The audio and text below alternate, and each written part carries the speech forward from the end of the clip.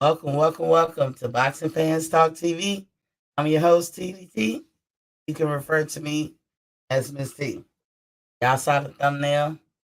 King is back. And I bet the tax man is happy about that. So, before we get into it, let's go ahead and turn to.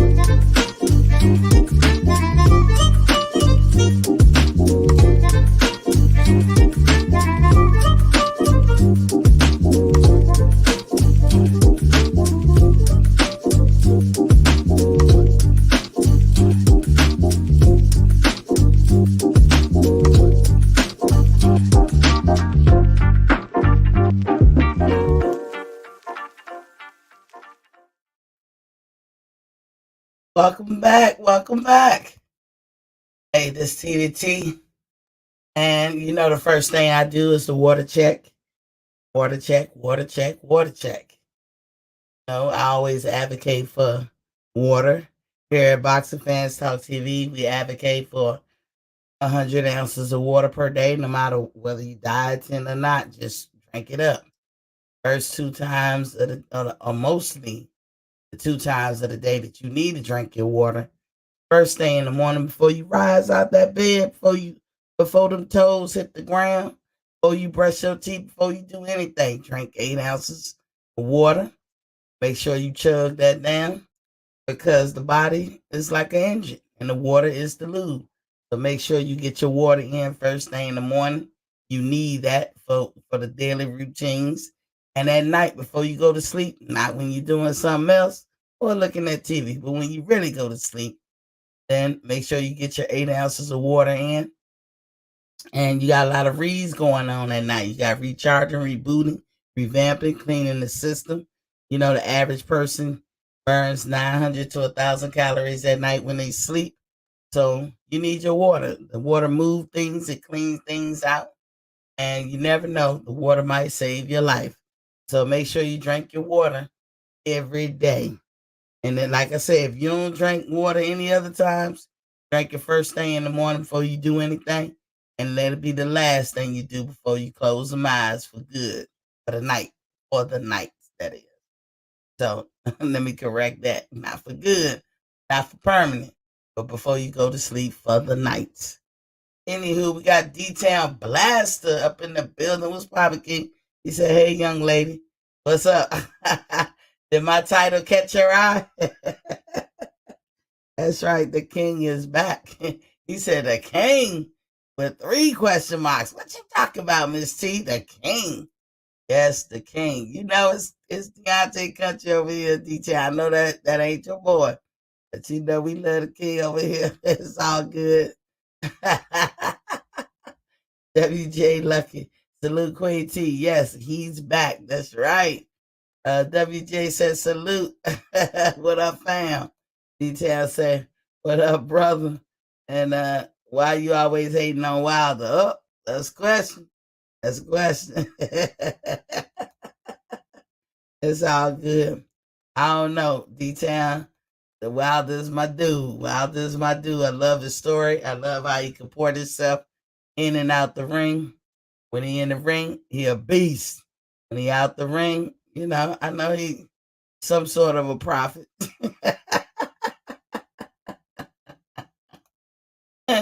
Detail said, "Tell me when and how I ever hated on anyone." He asking you, WJ. He asking you that question.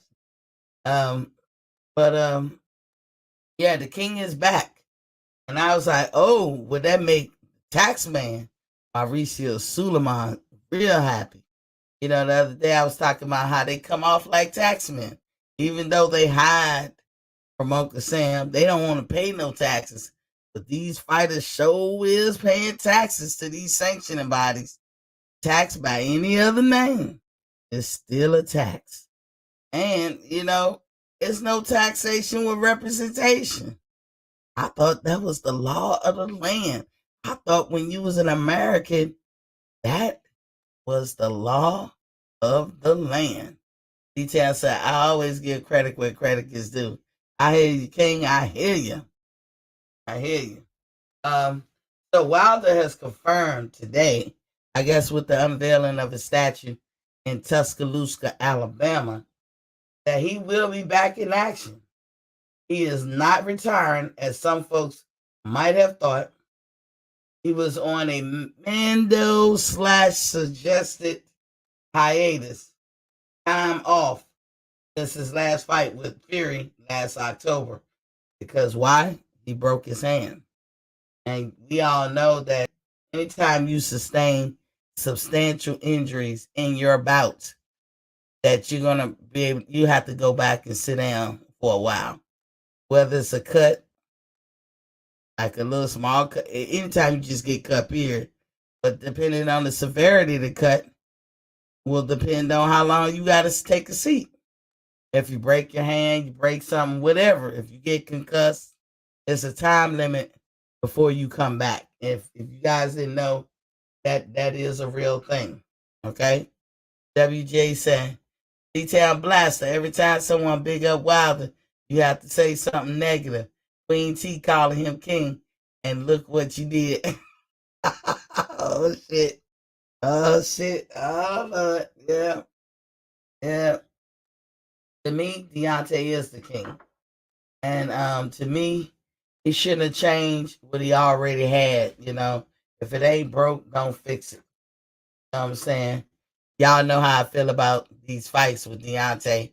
I just personally feel the first Fury and the third Fury, Deontay won.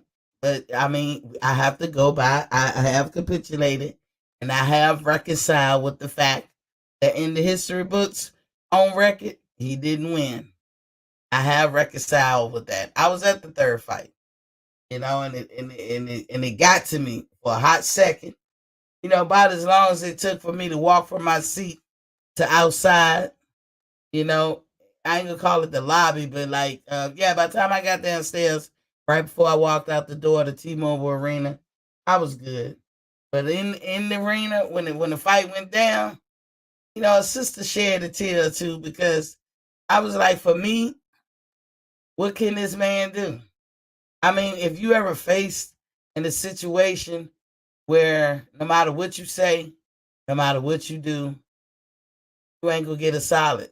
I mean, that's got to be disheartening in some kind of way, shape, or form.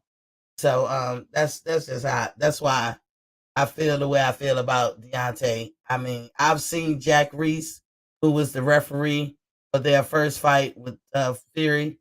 I've seen him ref a lot of fights, and I'm sorry if you're knocked unconscious, then I don't know how you continue to count over somebody and not call that fight. I've seen Jack Reese call fights for less. And I'm just like, what? And then if anyone say, well, he wasn't really unconscious, well, don't take my word for it, take Tyson Fury word. Because he said he was unconscious. He said it out his own mouth.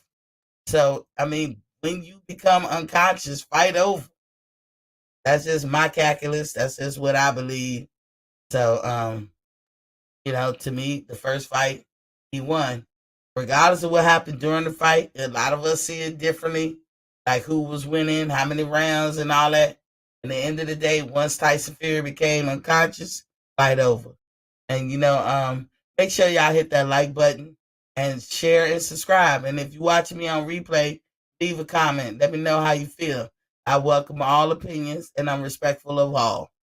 Um, it's an opinion. I can respect it and I can accept it. You know what I'm saying? We all are our own individual selves and we can have different opinions. No biggie. No biggie. I ain't mad at nobody. I choose to laugh at everything. You know what I'm saying? Even myself. Anyway, detail said, what did I say negative? Or is it because we disagree? WJ said, Detail Blaster. Why you feel it necessary to challenge her King comment? Why do you feel it necessary to debate Wilder fans? You seem to have something against Wilder fans. Great News Salters is in the building. What's poppin', King? He said, Bomb Squad. The King is back, and I'm back from COVID, Queen. Congratulations to you, King. I didn't even realize that you had COVID, but I'm glad you're you're mending, and you're on your way back and getting over that stuff. Man, that stuff did a doozy, didn't it? It hit this country like crazy, and a lot of people have lost their life. Rest in peace over that. And it was just a terrible thing for this country to go through. But hopefully, this country takes its lessons. The world takes its lessons and get over it. And it was a real thing, you guys. COVID was a real thing, and I'm sorry to hear like people getting it. Somebody close to me just caught it, and we all vaccinated up. So I mean, but it didn't hit them as hard as it could have hit them had they not been vaccinated. So shout out to everybody who's on the mend from COVID, and hopefully everybody gets well, because this is one of them unfortunate things that have happened to the world, not just this country. So hopefully, we all get better, and I'm glad that you already knew. D-Town said, understood. Me questioning a thought process is hating. Got it, my brother. Difference of opinion is hating. Oh man, y'all. It's not, again, we all got difference of opinions. We gonna see things different, I know D-Town likes him. I like Wilder. I mean, he doesn't like him, I'm sorry. And he don't like him for his good reasons why he don't like him. His good reasons why I like him. It's all good, y'all. It's all good. We can get along. It's good. That's my boy. Both of y'all my boy. WJ, Ray New, D-Town, all y'all my boy. I just like Wilder. I just like Wilder. It's King. He the king over here. He the king over here. And like that third fight, I was there. Like I said, I was paying attention. I was knee deep, and you could call it enemy territory. But if I gotta have enemies, man, I like those enemies. And it was like four specks of African Americans over there. Me, my sister, her husband, and my friend Pat. And we was sitting in the sea full of Europeans from the UK. And you can tell because I'm listening to the accent and everything. So, but they was honorable. They was fair.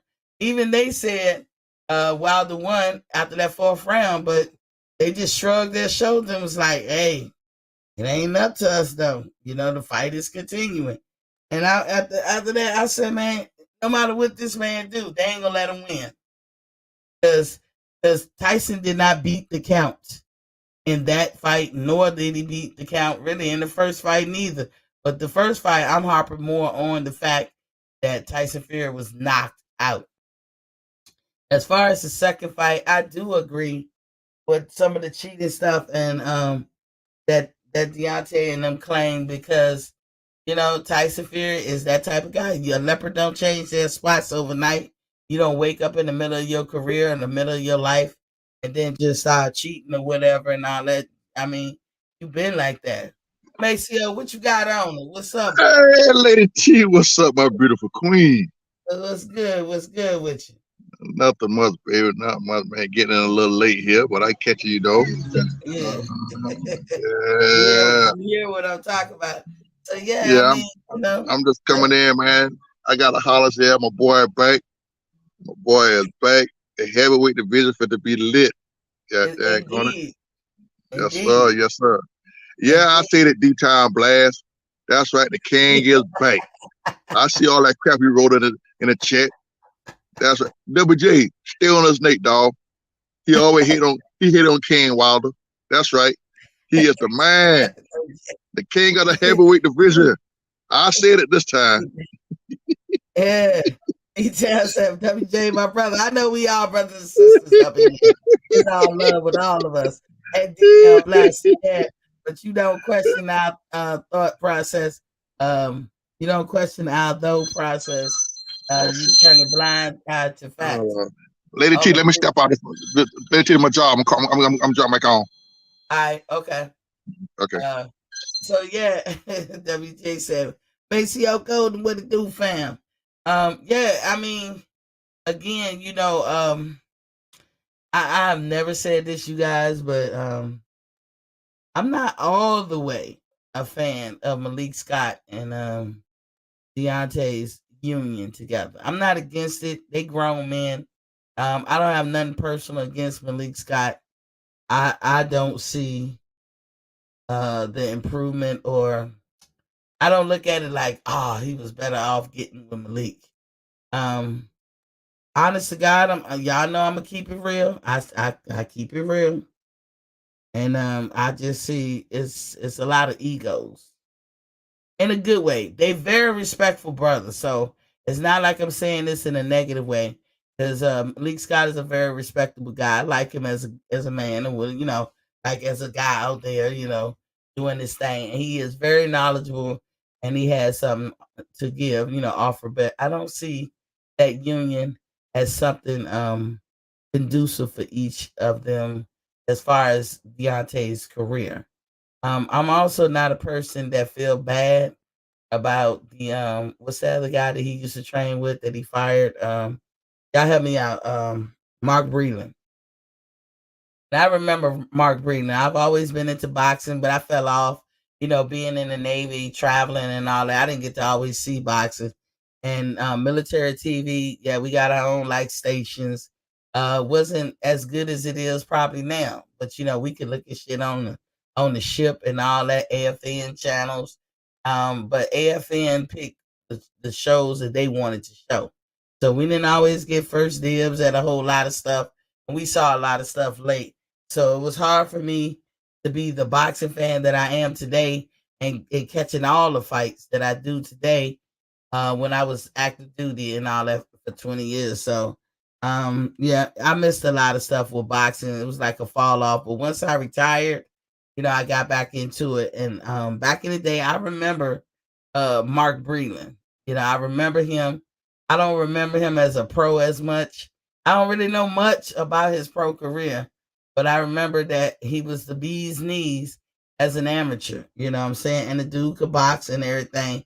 Um, Deontay to me do have boxing skills. I wasn't totally in agreement with people when they said he don't, because I don't think you can make the Olympic team and or go to the Olympics without some kind of boxing skills. So is he the best? No. I mean, there's a lot of people that's way ahead of him by virtue of the fact of how late he got in the game and everything. And that's understood. I like his story of why he got in the game, how he did it. And he's a communicator, which some people are not, and that's cool. I understand that too, because I'm a communicator. And like some people in my family, they don't talk. Like I got brothers especially who don't hardly say anything. I'm like, and then we can go years probably without talking or barely saying a couple things. Not that we mad or upset. It's just our personalities are different and we do things differently.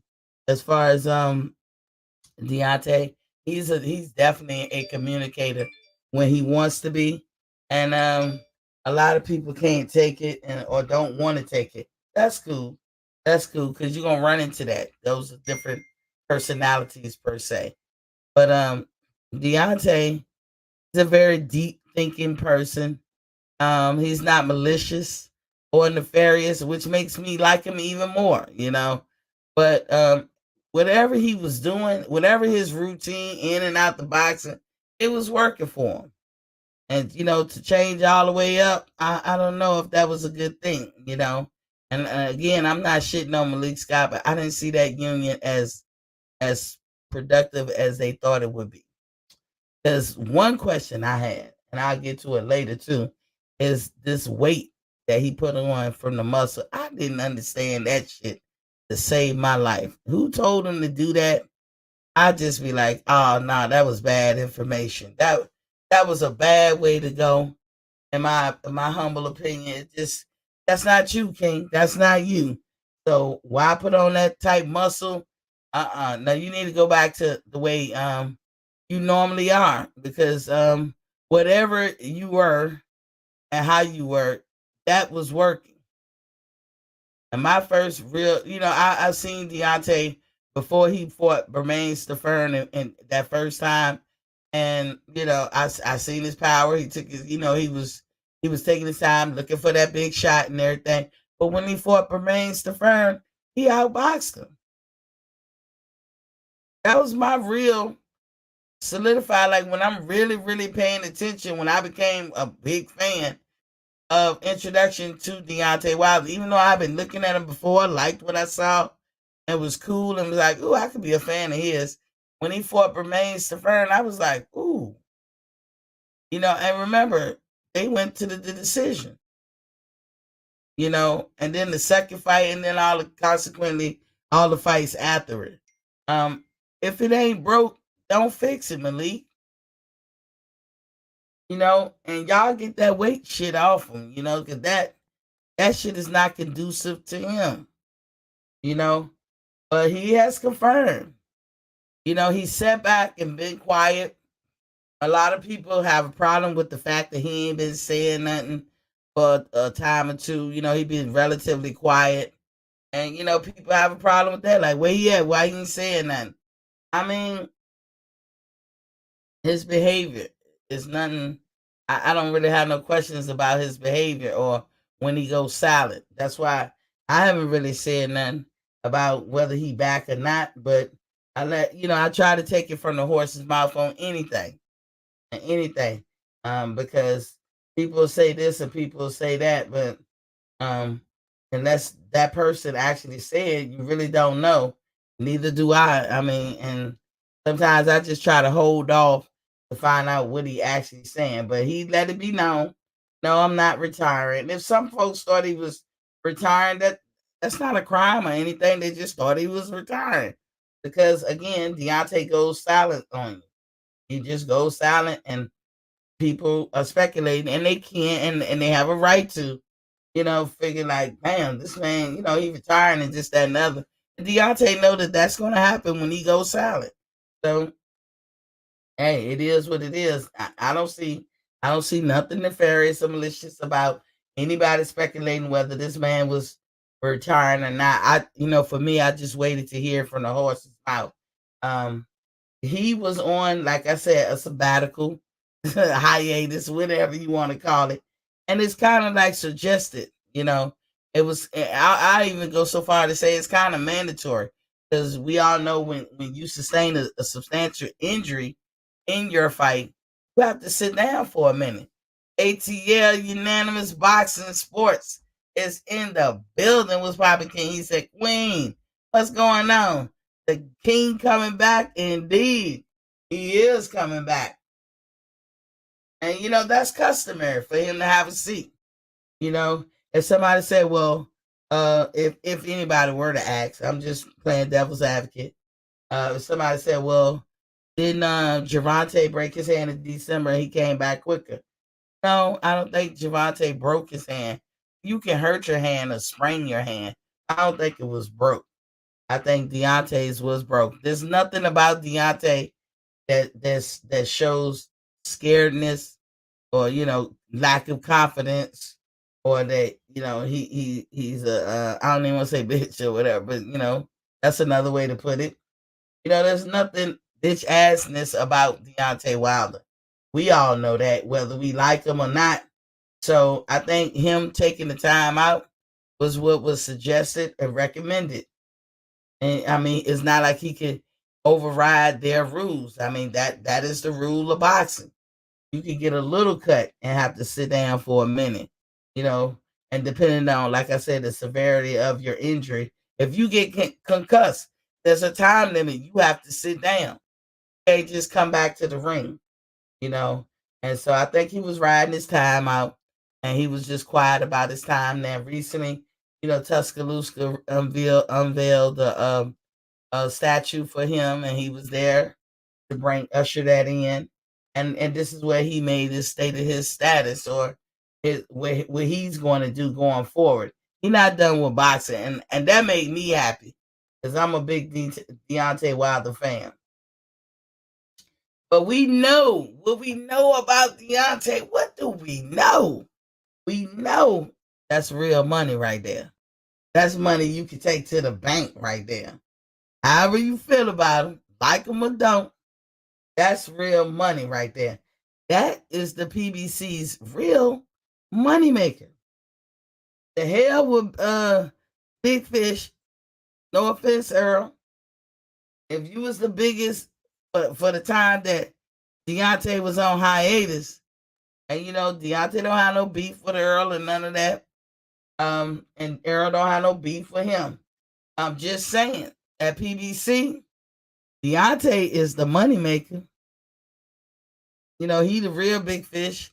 He the real pay-per-view. If you want to call somebody a pay-per-view star between Errol and Deontay, Deontay is the real pay-per-view star.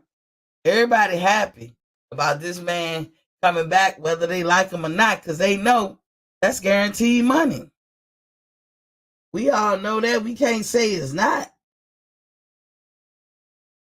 And and guess who else know he the real money maker? WBC.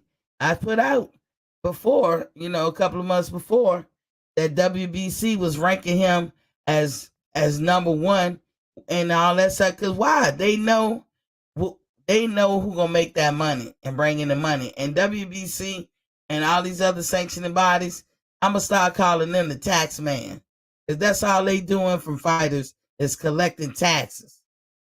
And ain't nobody representing the fighters. So to me, you already flawed right there. As I said yesterday, taxation without representation. Hey, that ain't the American way.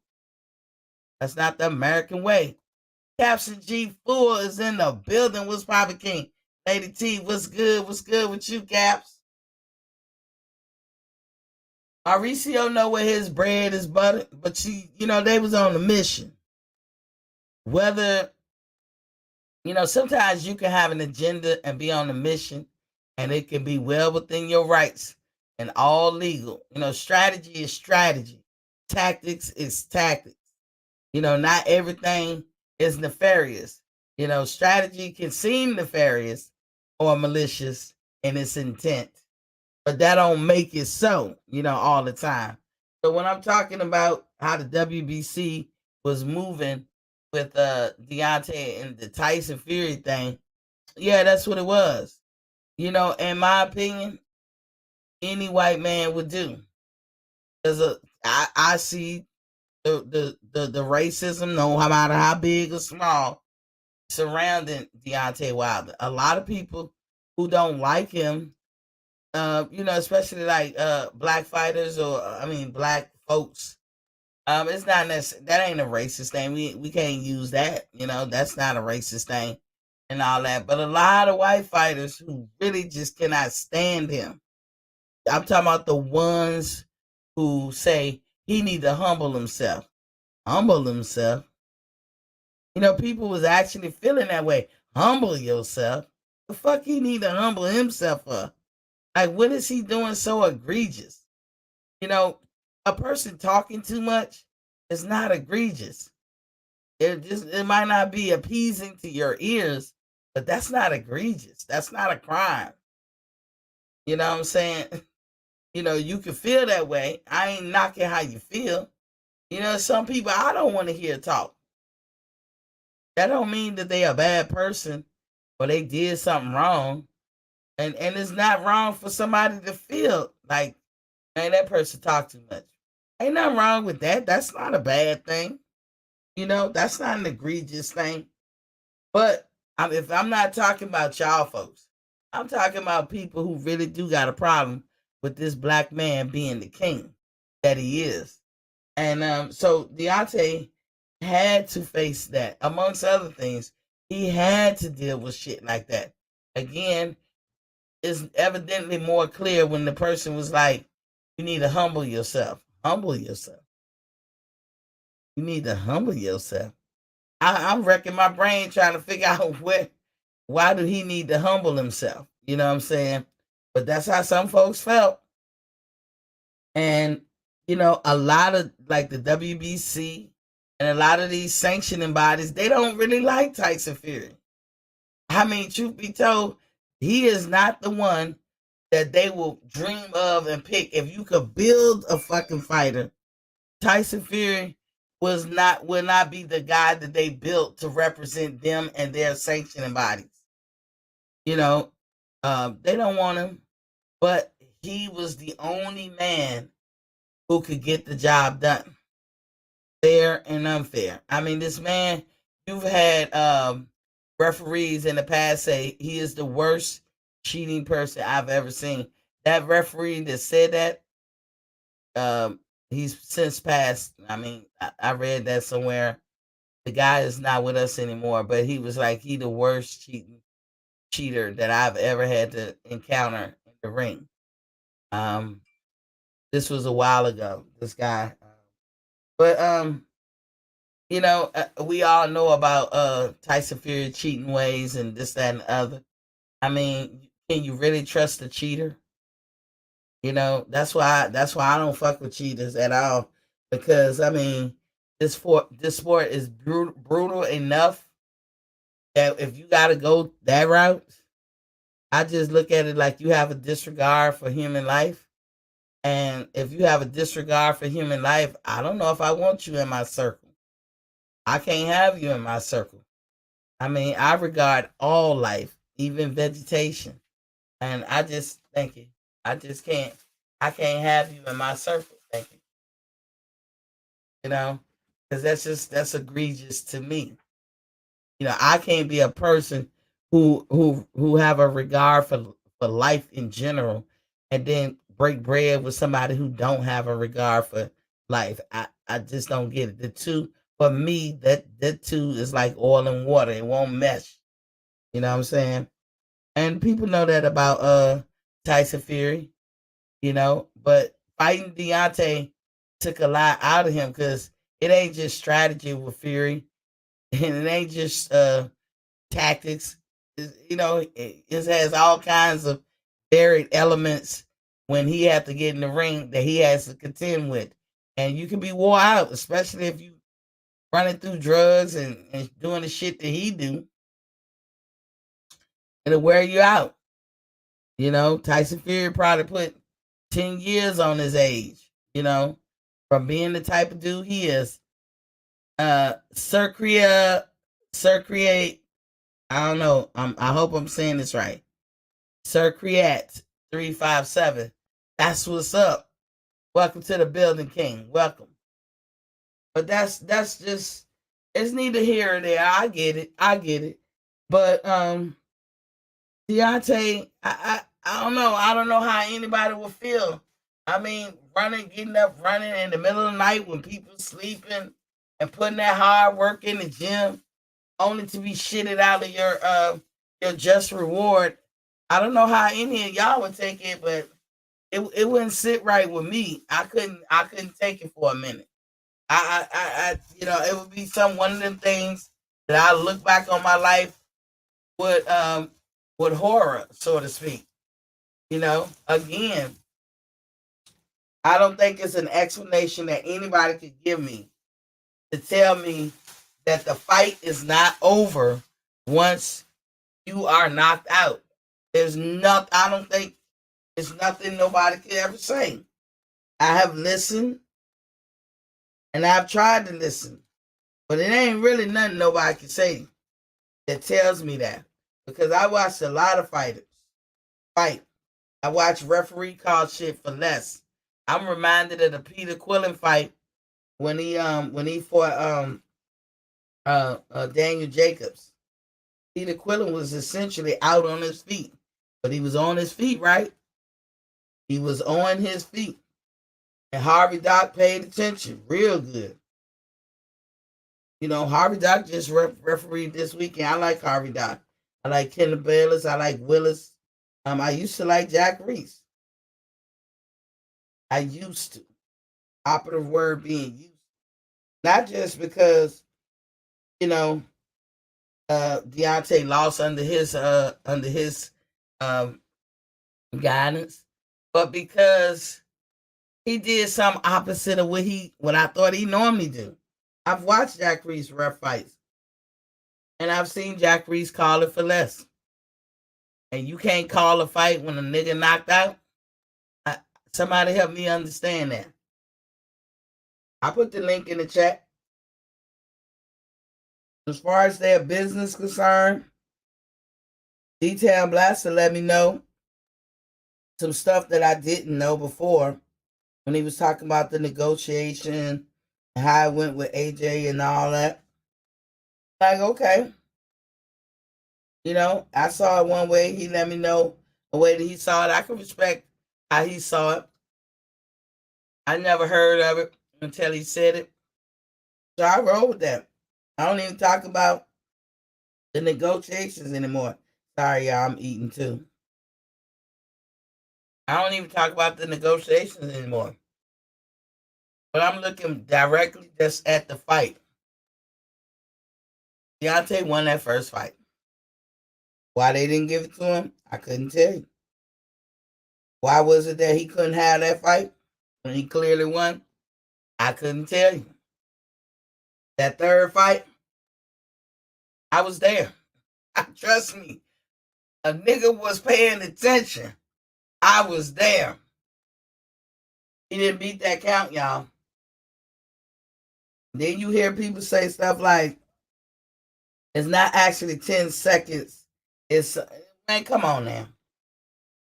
Unit of time is unit of time. You know, I know Destiny Black, I would say, you got a science degree. I don't. But my job that I retired from was a science job. And I learned all about all kinds of unit of measurement. And time is as old as Methuselah. You know what I'm saying?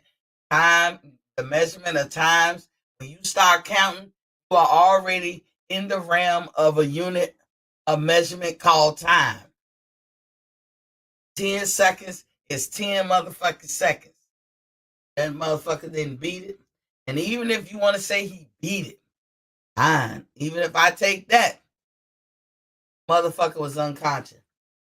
By his own admission, he was unconscious. Hell, by what I saw, he was unconscious. But by his own admission, he was unconscious. And right there, fight over. Like, I don't know how you fight somebody when you're unconscious. Andrew Charles said, Miss T, salute. What's poppin', King? Somebody can tell me something different. Let me know. But how do you perform a fight? How do you do anything unconscious?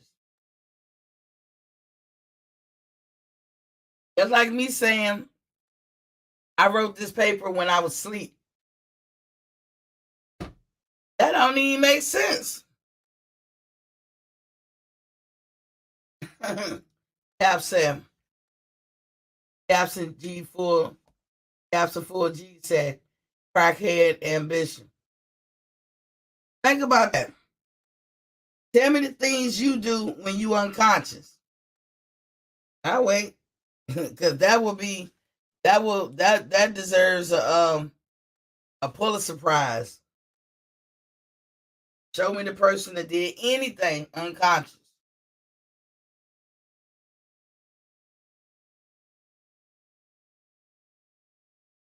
Like I said, y'all, I'm sorry I'm eating. I'm late. But can't. That's the whole point. cannot do anything unconscious. You cannot do anything to sleep. Yeah, I drove my car unconscious. I wrote a paper unconscious. I played a football game unconscious. I drove. No. What I'm saying, I operated heavy equipment unconscious. I fixed this or fixed that unconscious. I built the house unconscious. I know I'm beating the dead horse, but it has to be beaten because for a lot of people they overlook that. You cannot do nothing unconscious, and in the fight there is no delay. There's not supposed to be a delay at all during a whole fight. So if you're unconscious, how come the fight ain't called off? That's why I say he won that first fight. And I don't think nobody can convince me otherwise about that. And if they can, they can come up with something that makes that physically, humanly possible. I'm all ears. WJ said Wilder was robbed in the first and third fight and was blatantly cheated in the second fight. People turn a blind eye to all of that. Yeah, WJ, he was. And let's talk about the second fight. I don't talk about it much because it'll be my opinion and it'll be somebody else's opinion. But I can tell you this, I know scientifically, you cannot, the human hand, I don't care how strong you are, the human hand cannot put a dent in your skull. Let's say that again. The human hand cannot do this. I don't care how strong you are. The closest that can ever happen or be done is maybe a big old strong man hitting a woman, a little old woman or whatever. Maybe. But technically, not supposed to be able to. And you can call any doctor in the world and they'll tell you that. The human hand cannot do such things. But now, if you have a blunt object or something like that, you're cooking with grease. But the human hand alone cannot do that. I don't even worry about the ear thing. I really can pontificate on that one. I know that sometimes your skin can tear, but I mean that's neither here or there. For me, the clinch was the skull. I don't even really get into the water thing because that's what Deontay say, and I'm a person that feel like this man, ain't got no reason to lie. So I'm gonna air with Deontay, but I really can't speak on that one either because none of us was there. I could tell you that Mark Breeden made a statement, shortly after their fight, telling some interviewer in overseas that he gave an interview with that he never gave him water, and then yet there's tape of him giving him water all night in the locker room and during the fight. So people can have a field day with that one. I don't even get into that. I'm looking at the dent because Deontay actually had to get surgery on his head immediately. That's how serious it was.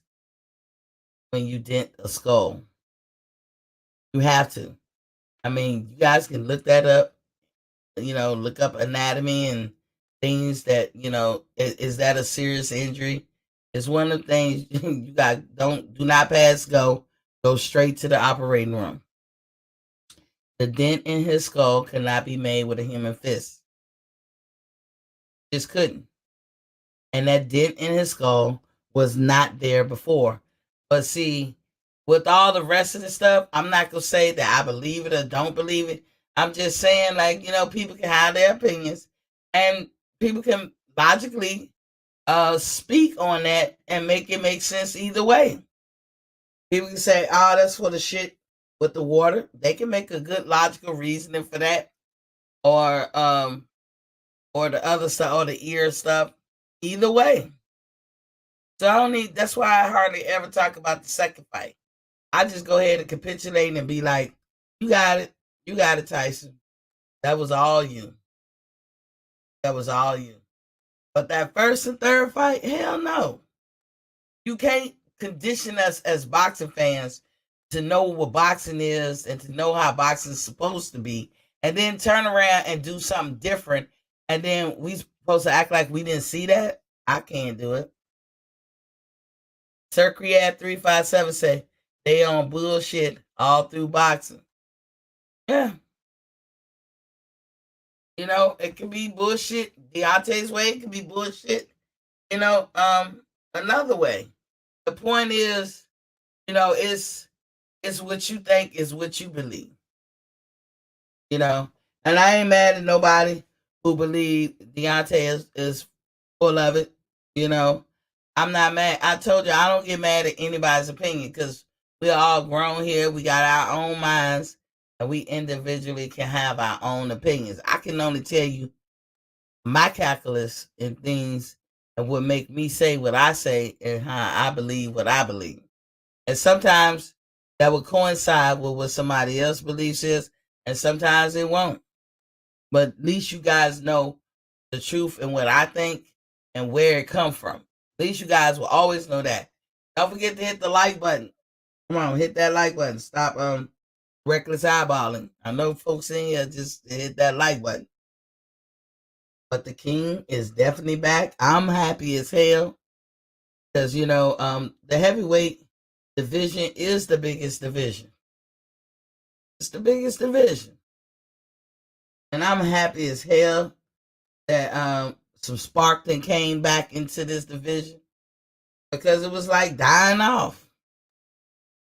Usyk is a great fighter, but let's be real, he not getting people hype. Some folks like AJ.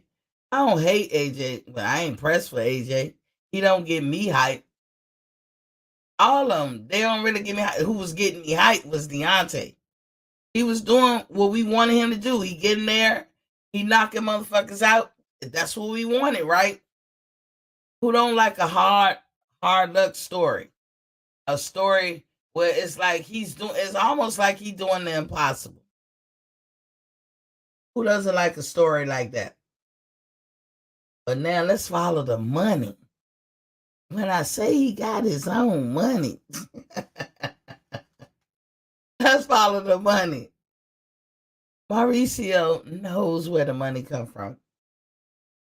I told you some Mexicans in boxing, if this is not you, then I'm not talking about you. Because I ain't say all Mexicans.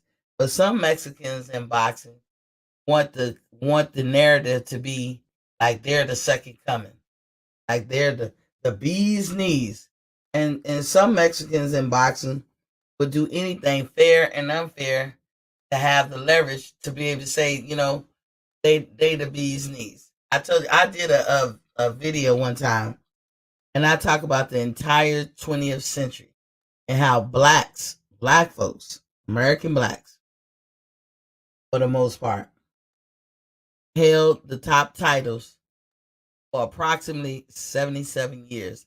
I looked at all the different weight divisions when I calculated this for approximately 77 years of the 20th century. And the word century means 100. Most of y'all know that. It might have been somebody out there that didn't. So that was for you. But for out of 100 years, Black American fighters have held those top titles. 77. The other 33 was, or what is, no, it should be 27.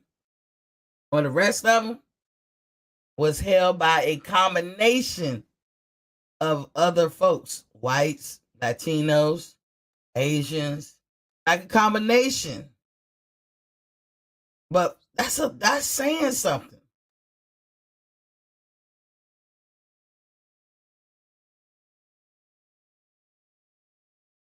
Sorry, y'all. I'm eating. I'm sorry. Should have ate earlier. Andrew Charles said, "Who's the bread and butter in the heavyweight division right now? Might be AJ still. I don't know. I can't tell. Unfortunately, Ukraine and Russia find themselves in their predicament, which put a halt to a lot of stuff.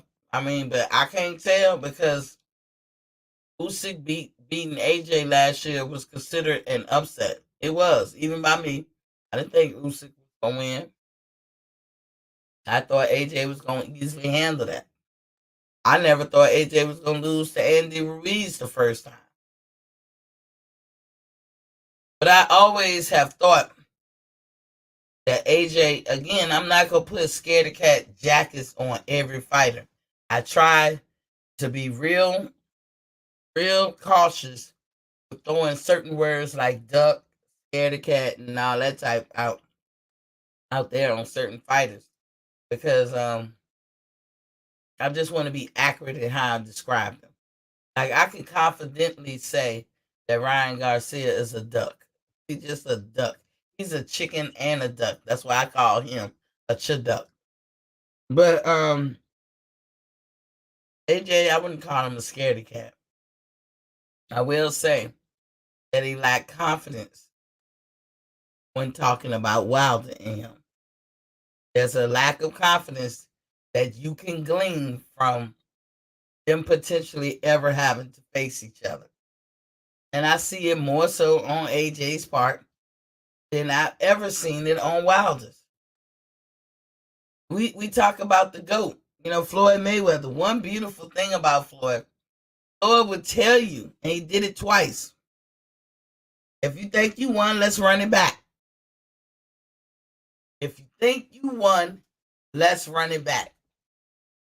And it won't no fucking 5 and 4 years later that you was able to see the running back of or a rematch of Floyd or whatever.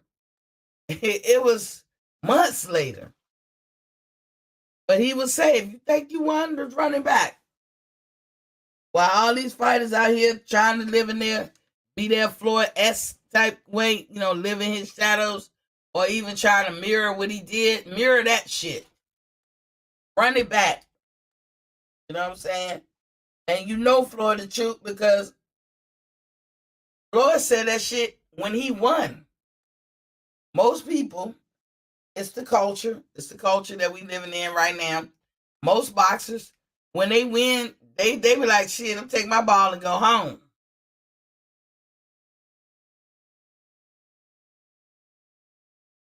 When Floyd win, he be like, all right, nigga, you think you won? We can run it back. That's how you know that man is the GOAT. A lot of people ain't gonna say that. But if you start looking at other fighters, matter of fact, I'm gonna ask you guys this question. Y'all can answer in the chat. Or I'm gonna drop the link again. I'm asking you guys this question. Name a fighter, no matter the weight class or whoever it is, past or present, who you think that will run shit back. Because I can tell you, we know Floyd does. And it's a big credit to him because he do it when he win. So you already know if he lose, he gonna do it. Because what we can say, a lot of people when they lose, the thought of losing make them feel like they want to run it back. Did y'all see this fight this last weekend? That young kid, Fierro? I didn't even want to really jump on him or whatever, I was like, poor baby. He was walking out that ring crying. And I'm glad the camera people, they caught it, but they didn't stay there long. He was fucking crying. He'll be 19, I think they said in a month. The boy was 18, and he was making a little noise for himself.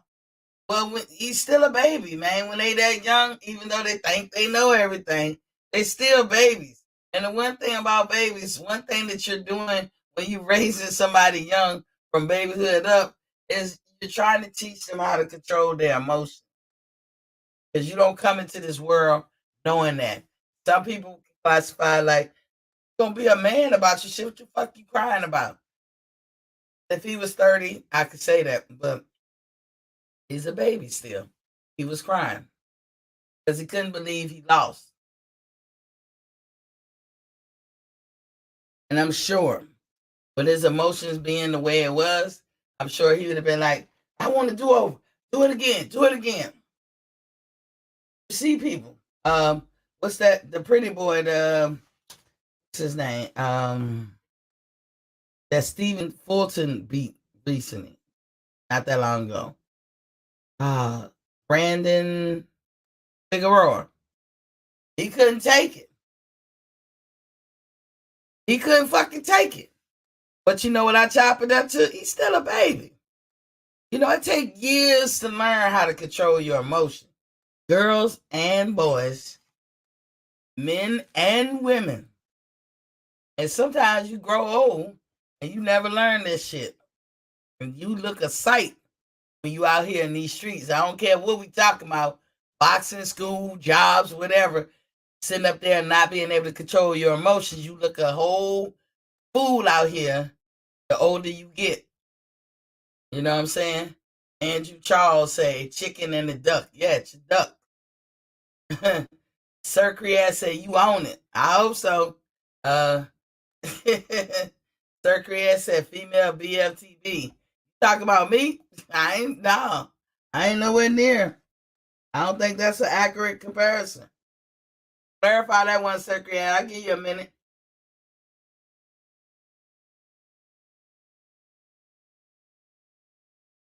We'll give him a minute because I wasn't clear on that one.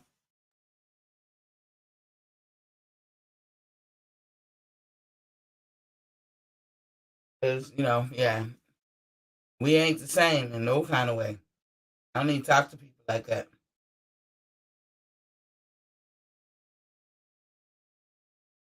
I ain't knocking him, and I ain't saying how he got to be. But me and him is nowhere near the same. I ain't the opposite of him. Or the female version of him. I'm hoping that's not what you meant. But if you did, that's your opinion. I ain't mad at you, but I gotta 10 toes down say nope, nope, nope, nope, nope, nope. But Deontay Wilder is another one, be like running back. And sure, he lost. But y'all know that dude got a heart. Y'all know the king got a heart. And he gon' ain't no fear with him. Fear in Deontay Wilder name in the same sentence has no place. Has no place. It don't even make sense. Ronald Finkley is in the building with Poppy King. He said, top of the evening, Queen. Top of the evening to you too, King. Yeah, Sir Creat, clarify that. I ain't mad at you, bro. You know, if that's how you see it, again, I respect all opinions. But I wasn't sure what you're trying to say with the female BFTV. I have to disagree with that one. Not knocking BFTB or anything. I just don't see how we the same.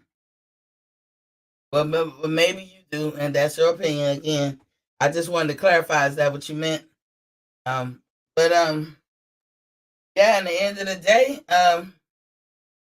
Deontay, he's a true warrior, and he's not going to be as polished as a Floyd or as anybody who's a complete fighter. You know, I told you guys all the time, I prefer complete fighters. That's what get my goat. That's what makes Miss T be like, oh shit. That's what get me into boxing, get me hyped up. But, you know, people who are not complete fighters, I can like them. But I also see the flaw. Like, David Benavidez is not a complete fighter. He's not a pure boxer. And his youth means everything to him right now in his career. Holler at me when he like 30 years old, 32. Watch how that same shit do not work for him. Because a lot of us, we can't see age in real time. Some of us can see shit real good. I'm a person that pay attention So I feel like I pick it up real good, but somebody can feel otherwise. But I feel like I can pick it up in real time. But yeah, youth is everything. If we could bottle youth, it'll be $1 billion business.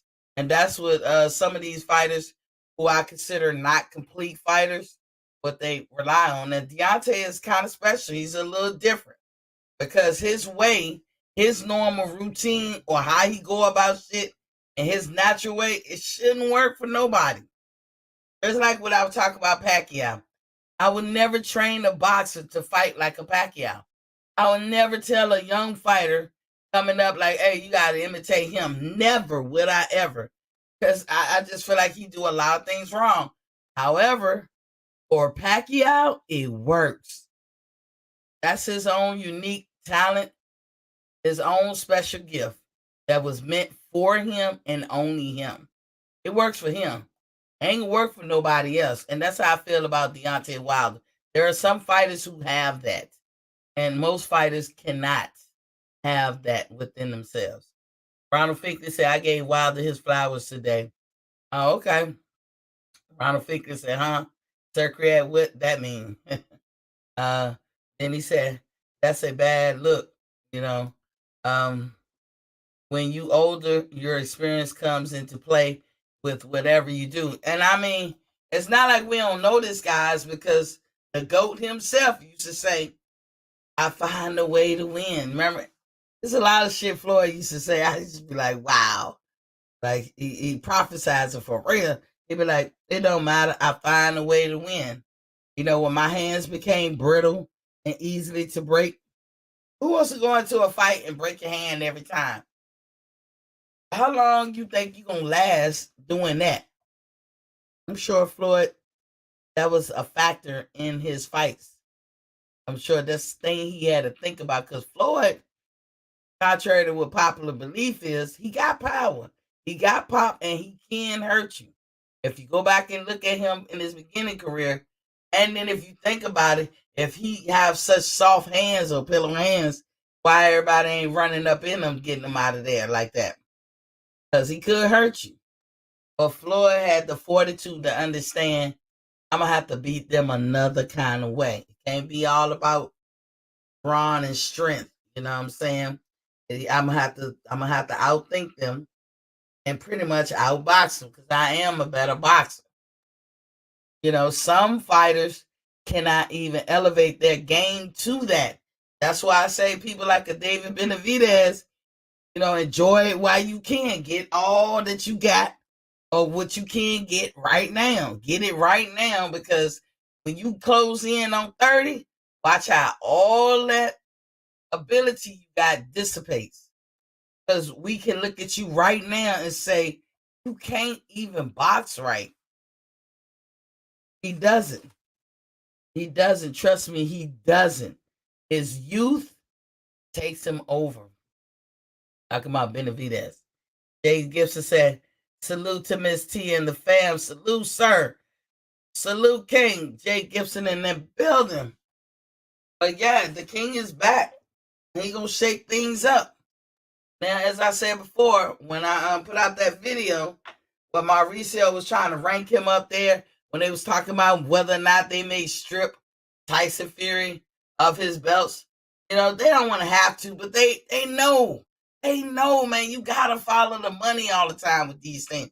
They know Tyson Fury do not bring that money in like a Deontay Wilder. They know this. They fucking know. But a lot of us act like we don't see it. No, they know. How the fuck Deontay lose, but then you turn right around and you rank him number one?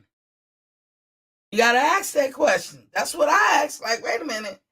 If you lost Deontay in October, and y'all know how I feel about Deontay, so this is why I say I can be objective.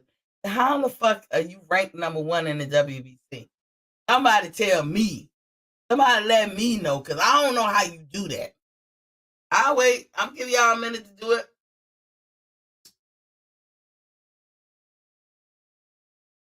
That don't even make sense. Somebody explain or make sense out of that. Lost Tyson Fury again. I don't think you did, but I gotta take. But I don't get to make that decision. Don't matter how I feel about it. The consensus was with the powers that be, to include the ref and all of them, you lost the fight, Deontay. So how do the WBC turn around and rank you number one? And in the same breath threatening Tyson Fury that they gonna strip him of his belt. That don't make y'all raise your eyebrow. It made me raise mine. And I'm Team Wilder over here. Ronald said, hopefully Wilder just does his job. I like his style against certain boxers. And Jay Gibson said, dropping bombs. Ronald said, that's crazy. Haven't noticed it. And he said the WBC inconsistently is unreal. They are not a non-profit. Yes, who wouldn't want to open a business? Which one of us wouldn't want to have a business where we keep all the ends? Y'all let me know that. Shit, if I got a hot dog stand, I don't want to give Uncle Sam shit. They even find a way to muscle in on people who cut lawns. Some about every 3 months they have to talk about what they collectively made, and then write it down or some kind of way. You can file taxes every 3 months. For independent business like that. And of course they got limits and certain criteria. I ain't gonna get into it because it's not even all the way worth it. But you know what I'm saying. They find a way to get taxes out of people who cut lawns for a living. Like I heard Maceo say one time on the show, he was talking about the fact that if you're a convicted felon, how they make it hard for you to go out and get a job. Sometimes you got to create a job for yourself. And here come Uncle Sam. So you know what the sanctioning bodies do? No, Uncle Sam, don't tax us. Even though you tax everybody, we don't want to be taxed. We want to keep our money, but at the same breath, we don't want to pay Uncle Sam shit. I'm not from your country, Uncle Sam. I'm Mexican. I'm from Mexico. That's why my headquarters, talking about the WBC, is in Mexico City. I don't want to have to pay taxes. So I'm a classify my little business as a non-profit. Oh, that's a good idea. Let us all do that. We keep all the ends. We get paid from the promoters. We get paid from the fighters. Whether, we got several different belts they got to pay for. Essentially, the tax man. And the tax man, by any other name, is just that, a tax man. Boy, these fighters paying taxes out through the nose. They paying Uncle Sam and the sanctioning bodies. He say they in cahoots. Ronald Finkel said true. Yeah, that's what it looked like to me. Quack like a duck, walk like a duck, that's what you are. They don't mind coming at you like Uncle Sam. These sanctioning bodies. They don't mind coming at you same way Uncle Sam come. They don't mind it, but they don't want Uncle Sam coming at them. How unfair and one-sided they are. You know what I'm saying? Ronald says Suleiman knows what he's doing and Wilder will fall in line. Also, that's a reason to not get involved over emotional. No, we shouldn't be over emotional. You're right, Ronald. But we got to speak on it. Because sometimes when you don't speak on shit, people think you ain't see shit and you ain't catch it. Most of us catch everything. We see through you, boo. And my Biggie voice, you see through, boo. We see you. And we do anything about it, all we can let you know is that we see you. So how is that possible? That's not possible. You don't just drop one. Even I'm going to say that. And y'all know how I feel about Wilder. He lost to Fury. According to the powers that be, he lost. You don't just drop in the rankings to number 2,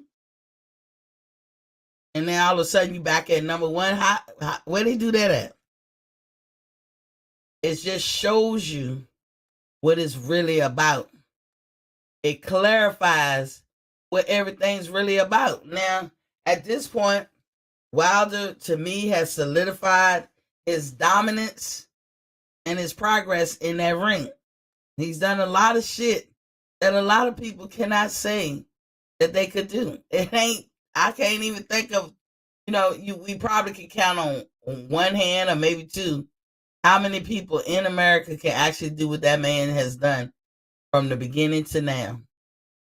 And that should be commended. That's all I'm saying. That's why I like him. That's why I feel the way I feel about him. But a lot of people can't say they could do that. So at this point, Wilder, when you do come back, if it's just money grab, I'm with you. I'm on board to line your pockets out. You know what I'm saying? Find your fights or whatever the case may be. Now, if you fighting with PBC, you're gonna have to be on pause with me for a minute because I don't buy no PBC fights. I mean that shit until Earl and Bud get in that ring. I ain't buying no PBC fight, but when Earl and Bud get in that ring, I'm gonna buy a PBC fight. And I've been doing this all year. I made this statement back at the beginning of this year or the end of December last year, and I've stuck to it. I ain't bought nobody fight. I ain't buying no fights. He said rank number 1 is hard for any fan to believe. Not many. He was a true gladiator. Indeed. You know what I'm saying? So right there, they're going to foul shit right there.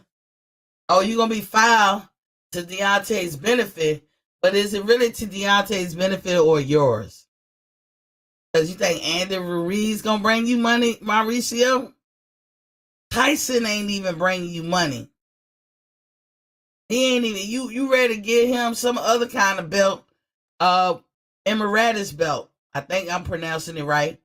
Where if he retires, he gets front of the line privilege. This is what they offered him. I put this out too a couple of months ago. They giving him the Emiratis belt, however you pronounce it. And Tyson Fury is not the first one. One of the Klitschko's got one. Andre Ward got one and gave it right back. It's kind of in the vein of the franchise belt. But basically what it does, because Tyson has been adamant he's going to retire. So guess what? If you come back, don't worry about it. You get head of the line privileges. You get to go for whoever got the title. That's what we're going to do for you. That's what that belt is about. It's to soften the blow for them wanting to say, give me my belt back because you ain't making no money off this belt. That's what the conversation really is. You retiring, give me the belt back so we can go make this money off this belt. So we can pimp some other fighters. And while you retire, you enjoy your retirement. But if and when you want to come back, hey, we got you. We're going to put you ahead of the line of everybody. You ain't got to go through the minutia and work your way from the bottom up again. You already at the top. First fight back can be a title fight. That's what they doing for Tyson. And y'all don't see that it's about the money. I don't know how you can't see. Ronald said, next fight I'm buying, I gave into Spence versus Ugas. I feel you. It's no problem. Tim Smith got me on this warpath for PBC. He know what he said. Y'all know what he said. Ronald Finkley said, I know what you're talking about, Emiratis status. Yep. He ain't the first. So let me not act like that they created this belt for Tyson. They didn't. But if Tyson is true, because Tyson he seemed like he adamant. Okay. He went through a lot to do what they wanted him to do, which was dethrone the king. That's all they wanted. Who else was they gonna get to do it? AJ? AJ couldn't have did that. Usyk can't do that. Who they was gonna get? The two top boxers, like with boxing skills in the heavyweight division, is motherfucking Tyson Fury and what's that guy named? Luis Ortiz. Shit. And we seen what Deontay did with Luis Ortiz. We really seen what he did with Fury. So who, pray tell, was going to dethrone Deontay Wilder and make him humble? Who they had? Nobody. But they did want to make him humble. Why would you want to make him humble? These kind of questions you got to ask. What's the purpose? Because you don't like him? I ain't never once said I want Errol Spence to be humble. I maintain the fact that Earl is not a better boxer than Terrence Crawford. Simple, period, full stop. That's all it is. And anything different, nobody can convince me otherwise. When they do meet, even if Earl win, I will still say Terrence a better boxer, a better fighter. All this, who got adjustments, who got more tools in their bag, I do not see that with Earl. It's not nothing like hate or nothing towards Earl. It's, to me, a fact. I've seen Terrence fight many styles and do all kinds of things different. I don't see that with Earl. Earl comes forward. He leans forward. He sits on his punches. Somebody who's faster and can take a punch and can hit just as hard to hurt him, catch him. He don't have knockout power like first hit, he knocking you out. That would belong to Keith Thurman and then Terrence Crawford. That's how I put that in that order. You know what I'm saying? So I'm just saying, you know, we can like who we like, but we gotta be straight up. We gotta be straight up. Well, we should be straight up. You ain't got to do nothing. Let me correct myself.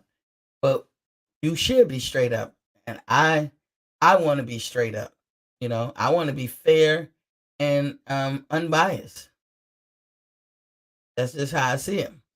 Ronald said that's just factual. Crawford going to expose Crawford. I truly believe it's a safe bet. I think you meant Spence. Yeah, you said Spence. So him coming back, they're licking their chops. I personally would like to see the King talking about Deontay Wilder line himself up with some other sanctioning bodies. Get in line. At one point when we thought he was going to come back earlier, I actually had a strategy with that. But, you know, too many fights have happened. And so, you know, it's a strategy as long as ain't no fight has happened yet. But, like, challenge the number one IBF person or WBA. Go for somebody else's belt. You don't need Mauricio Sulaiman. That'll come. Mauricio is never going to walk away from potential money like that. The fact that Deontay is number one guarantees Mauricio gets a payday from Wilder. And look at that bullshit. But you know, Mauricio will sell Deontay down the river so goddamn fast over anybody else, over a Mexican for sure, but a white dude too. He'll sell him. Because Mauricio, in my opinion, do not give a care about black fighters. You're a means to an end. And you know what? If he feel that way, he has a right to feel that way. Who cares? He's not even American. But the reason why we talk about it is because he put actions to how he feel. And that's when shit go wrong for me. You can feel how you want to feel, but when you put actions to how you feel, then you know, it's a whole nother ball game. He don't like black fighters. He don't care for them. He'll never do right by them. And he shows you. He shows you. Just like Bob. They show you. That's when it becomes a problem. You not liking black fighters don't mean shit to me. If you don't like me because I'm black, you think I give a care? I don't care. I don't care if you black and you don't like me. I don't care if you white and you don't like me. Or anything else and you don't like me. I don't care. But when you start messing with my money, when you start being unfair and getting me fired or doing dirty tactics and shit that fuck up what I'm trying to do over here when I'm not bothering you, that's when I care. That's when any of us should care. And what do you see Mauricio doing, or Bob doing, or others doing? This Southern strategy that they got for black fighters, the shit is enough to make me sick. You know what I'm saying? Because the damn show exists. Not just for Deontay, across the board. Now, I do advocate that we don't use the black card sparingly. You know, we use it sparingly. We don't use it like all the time, because you desensitize real black issues, and you make it's like the boy that cry wolf. So yes, I do believe in that, but I know what I see too. So I'm not gonna turn a blind eye and act like I don't see what I see. You know, everything about Deontay don't deserve the black card, but that, when you tell somebody he need to humble himself, when that man hasn't done anything to anybody, tells me everything I need to know. It makes my eyebrows rise. It gives me pause. Trying to say, yeah, Deontay Wilder can come back and fight anyone to get better accolades from other fans by being in all sanctioning bodies. Yeah, Deontay, please, if you listening, fuck the WBC. Fuck the WBC. At this point, if you want to fight just to generate money, do that too. I'm sure a lot of us is ready to line your pockets regardless. Think about that, champ. They should all want him in their rankings. Agreed. That's all. Yeah, that's it. You ain't got to play their reindeer games. You already see they can't even be an honest broker with you. Right there, I wouldn't give a fuck about them. They keep their belt. They keep their belt. If you not gonna count an unconscious man out so this other man can get a win, you can't count on them for shit. Fuck them. If you gonna knock somebody out and they don't beat the count, and you giving it your all to the point you breaking your hands and shit in the ring, talking about the third fight, no. They made a ton of money. Mauricio and them did on Deontay Wilder and Fury fights for the WBC. WBC collected some money. It's time to spread the wealth around Deontay. Get in line and get in the rankings of these other sanctioning bodies. Give them an opportunity to get the big fights when it comes to you. Fuck Mauricio Suleiman. That's how I feel about it. Because you are the moneymaker. You are the big fish at PBC. And Deontay, I will tell you, as much as you the king, I stand on my principles. I ain't buying another fucking PBC fight until Earl and Bud get in the ring. That would be my next PBC fight. And if that never happens, then I guess PBC lost a loyal paying customer. Period. You got to think about reprisal too. He has to think about reprisal. Because sometimes when you go against the grain, and you can just be standing up for yourself, you can go silently against the grain. But the fact that you ain't going to let them wet their beak off of your back, man, they're going to be mad. They're going to be mad. They're going to really be interceding and jumping all in your business and all over here, PBC and not PBC, WBC need to stay in their lane. But if you concentrate and say, I want the WBA belt, I'm going to do everything I can to get that WBA belt, and let the WBA make some money off you, or the IBF. Let them go for the IBF for real. Let them make money off you. You know what I'm saying? Hold that belt. I don't know how you do it, but you get to it. Fuck worried about the WBC. And you're going to be able to tell the bullshit, because you're going to see them try to come up against them in some kind of way or throw a monkey wrench in his shit. You'll see. But meanwhile, Tyson Fury announces if he fight again, it will be an exhibition fight only. I forgot the dude's name he wants to fight in the exhibition. He want to make that Conor McGregor Floyd money. It's about money because he ain't got it no more. If he gonna stay a pro boxer, that means he got to stay on a trajectory of not doing drugs and drinking and all that good stuff. That nigga is still young. He wants to have fun. He don't want to. If he ain't looking at it like, man, I gotta stay clean and stay on this narrow path until I'm about 40, till I really hang the gloves. I can't have both of them. I can't have my fun life and be a boxer at the same time. So shit, tired of being a boxer. I did everything that they wanted me to do. I done proved I'm the best. So let me just go on and just make money. But Tyson Fury, I'm not gonna lie in your pockets. Fuck you. You ain't nobody I want to follow. I don't follow cheaters.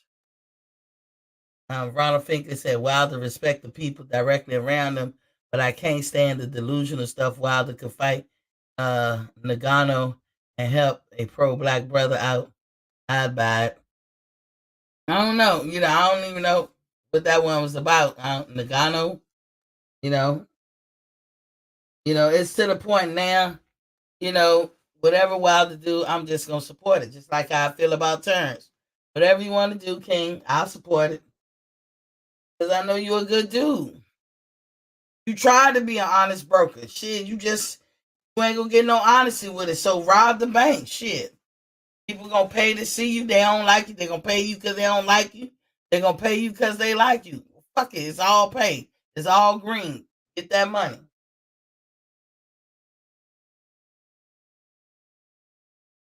I would never advocate that in the beginning of your career.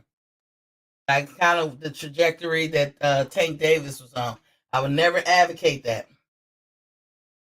Because he was on that trajectory. Y'all hit that like button, please. Ronald said the heavyweight UFC guy Fury wants to give a payday to. Oh, him. Okay, yeah, that I heard he has the hardest puncher and he's the hardest punching man in the world. That's what I heard. I mean, Tyson Fury doing what he want to do too. I ain't hating on him all the way. Like he can't go do his life. But I'm saying call it what it is. Tyson Fury do not want to be that responsible. It is what it is. He don't want to live a clean life. It is what it is.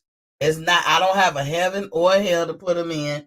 I'm not. Don't misconstrue what I'm saying when I'm talking about it. I'm not talking about Tyson Fury like, oh, throw the book at him. Blah, blah, blah. I don't care what he do.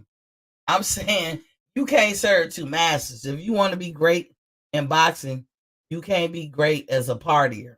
The two don't click. They don't match. And Tyson Fury, he's a young man. He still got some partying to do. And that is why I think he wants to retire. Now, Bob Arum is saying or claiming that Fury will come out of retirement just to fight the winner of Usyk and AJ.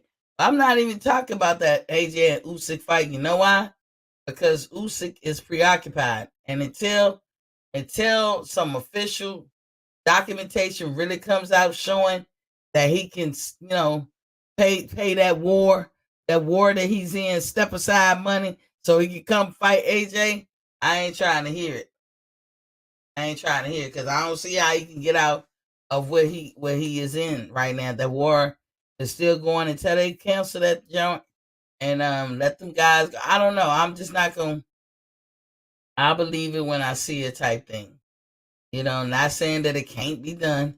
Just saying I don't believe that I think Usyk is a very prideful man, as most men are, and he would think twice than leave a war, especially if they're not winning or I don't know the status of what's going on over there.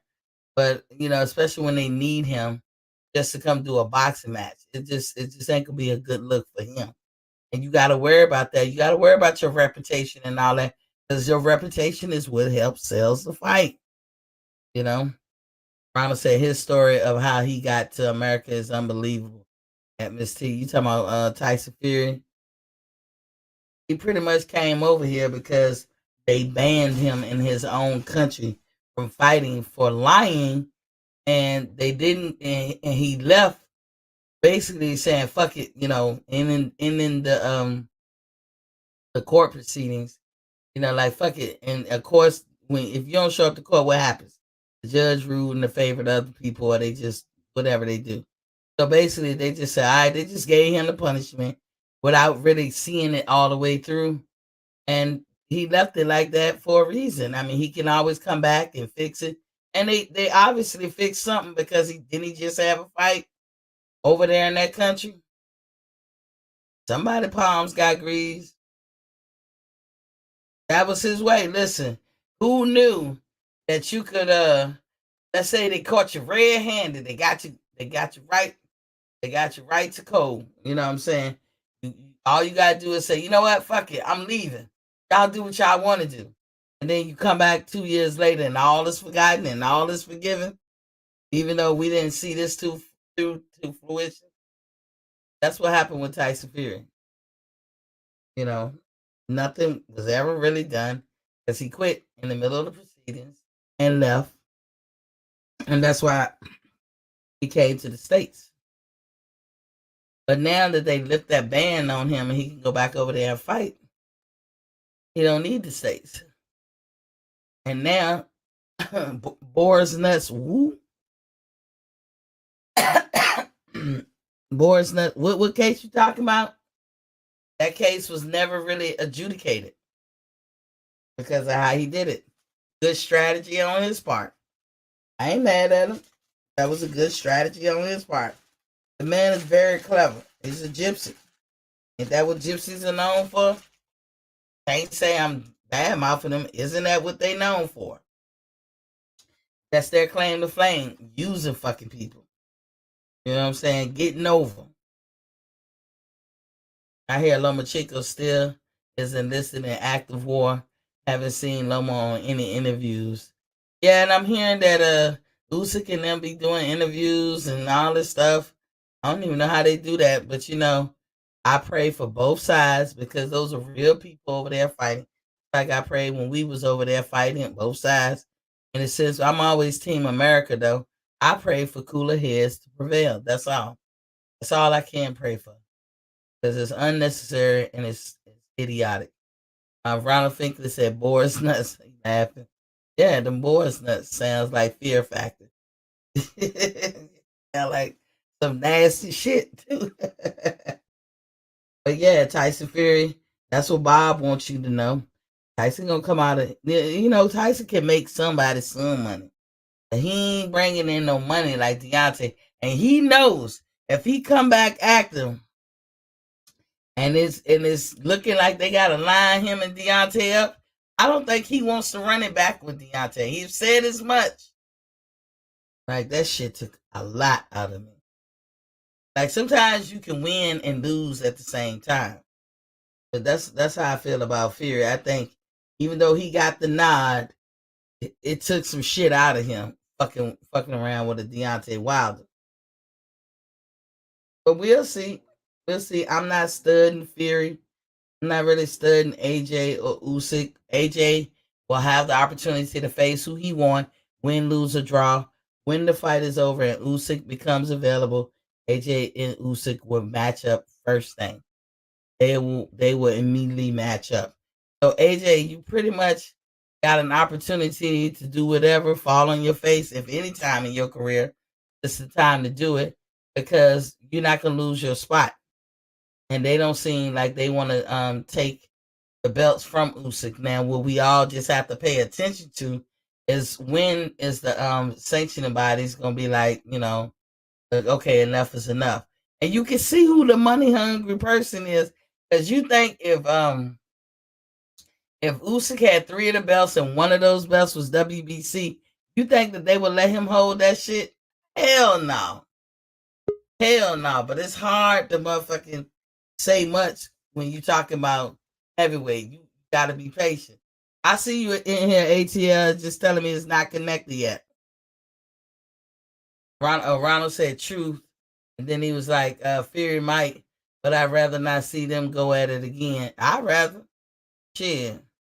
You know, see who's gonna stand the test of time.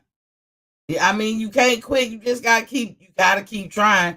Even though what you're hoping one day they don't cheat you. Look at Pacquiao and Marquez. Some of them fights, people thought Marquez won. But what did Marquez have to do? He had to knock him cold the fuck out, where it was where you couldn't even refute that Marquez won. That's what he had to do. And guess what? On his way to knocking him out, he got his nose broke. So I ain't saying he won't going through the Lions Den when he was doing it, but shit, he had to beat him convincingly, because if it had been back and forth or close in any kind of way, the nod was gonna go to Pacquiao every time. Ronald Finkley, 3 is enough for me. I hear you, King.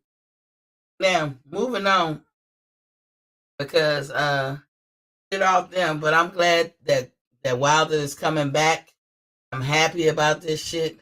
And it's just I'm just more excited about seeing him fight and see who he'll face. But I will say, Wilder, get off the WBC train. Let them chase you down. Go get in line with them other sanctioning bodies. That would be my suggestion. Not that he listens or anything, but if he ever had a way to hear anything I say, that's what I would say.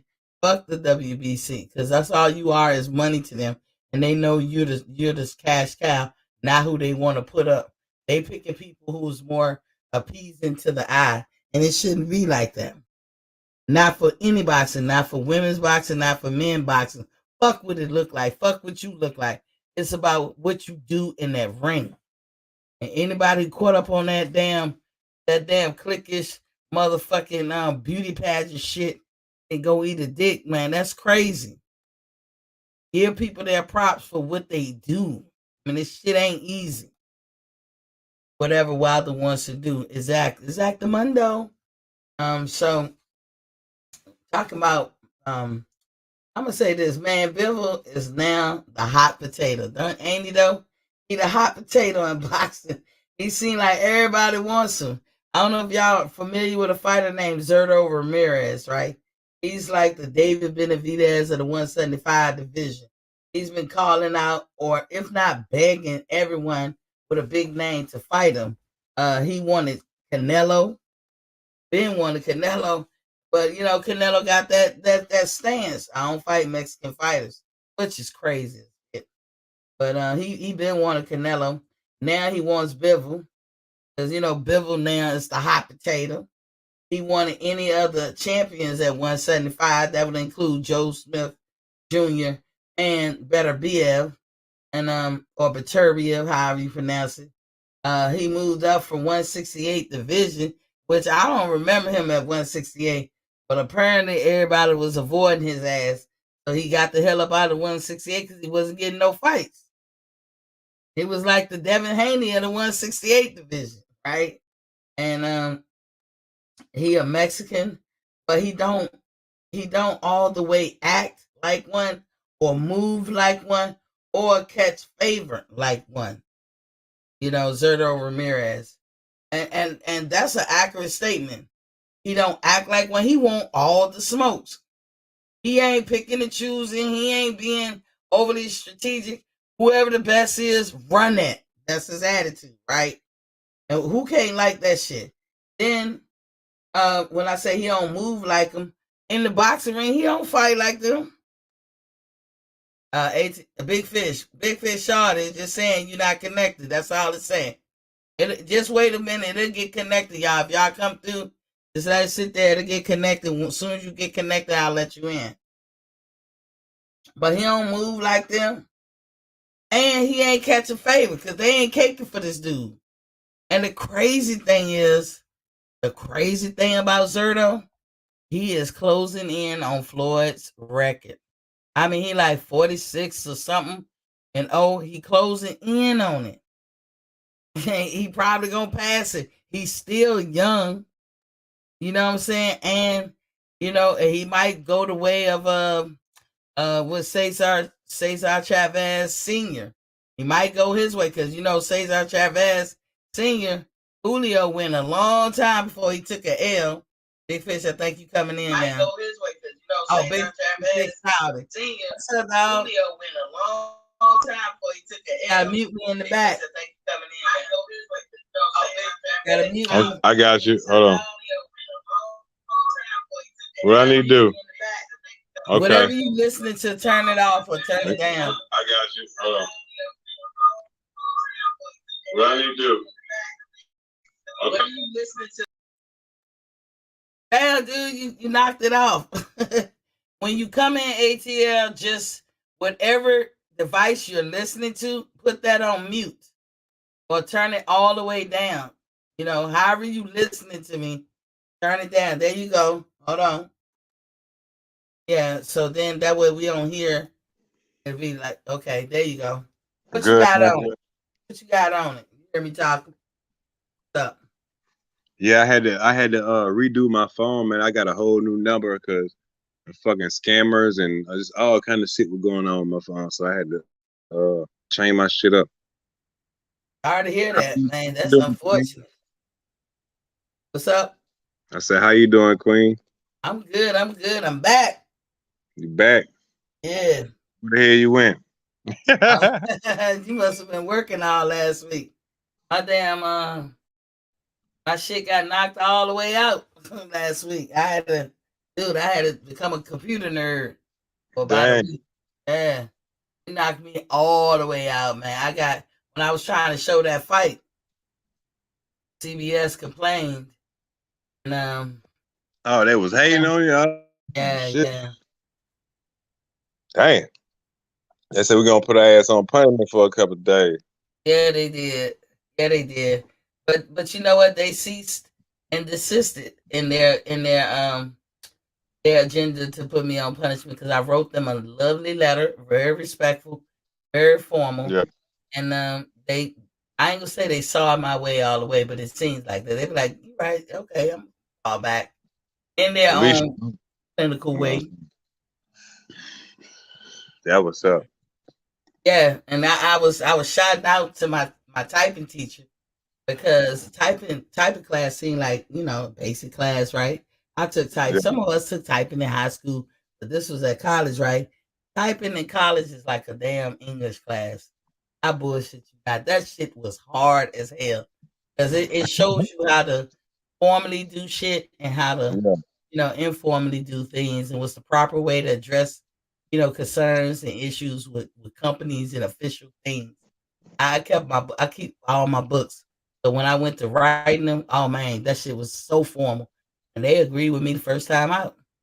And so I was telling everybody when you have a problem with these people who these entities where they want to say you copyrighted or anything like that, Yeah. understand that Google and YouTube will not rep you, even if you write. But Google it's understandable. I'm not saying it for people to be mad at Google or YouTube. I'm saying look at reality. You know how much Yeah. money they will have to pay to have a legal team on standby to just even address any issue that you may have here and there Yeah. when people put in complaints. They don't got it. I already know. So yeah. So when people complain about you, they don't just complain, they come with suggestions. This is what I want you to do to them. And Google and YouTube be like, okay. They'll do a research to see if you broke guidelines, and Yeah. then they will tell you in your studio if you did. As far as YouTube and Google concerned, I didn't break no guidelines, but they didn't care. They just whatever CBS said, they went with it. So to me, I don't know. They give you an opportunity in your studio to address one of the two, and for some reason, I called it right though. I addressed it. CBS themselves. I wrote a formal email to them, and they came back and was like, "We done with it." That's, and then I had to go back, but their suggestion was take me out of every fucking thing. I had to go back Dang. and recreate. Yeah, they even knocked me out of my Gmail. Damn. Yep. And now I got that template. I kept the book, so I already know. If I don't know how to address something formally, I know what reference to go to to find a template on how to address something formally. Just like with credit, I got Yeah. templates on how to address credit bureaus. To get your shit straight. Um, and because I had a company that helped me out with that, and I kept every fucking letter. And now I got templates on how to address shit formally with the credit bureaus to get shit off my credit report. I know how to do that. I do it all the time. But them motherfuckers janky too. So it's about how you address something. Is the lesson I learned. But Well, I'm I glad also you're learned. back. What'd you say? So I'm glad you back on. Yeah, yeah. Because I won't go walk away from my fucking name. All this work I put into this bitch. Yeah. I already know. So what's been up with you? Working, man, working and chilling, man. I I be feel on my you. videos every weekend when it's a good fight. I be watching the fights. I be chilling, man, at the crib.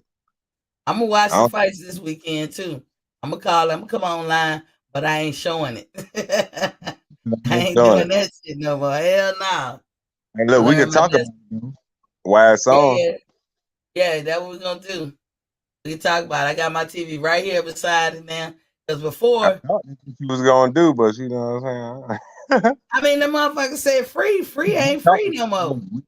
we talked about jumping off the edge, but you know what I'm saying. You was like, "Fuck it, I'm." Know what I'm saying? Hey, are you gonna bet on this Rolly and Tank fight? Man, bet on who? Javante? I mean, listen, I heard Rolly is the underdog like 700 plus. Man, don't nobody give a damn about no damn Rolly. Come on now. I'm talking about coming up on money.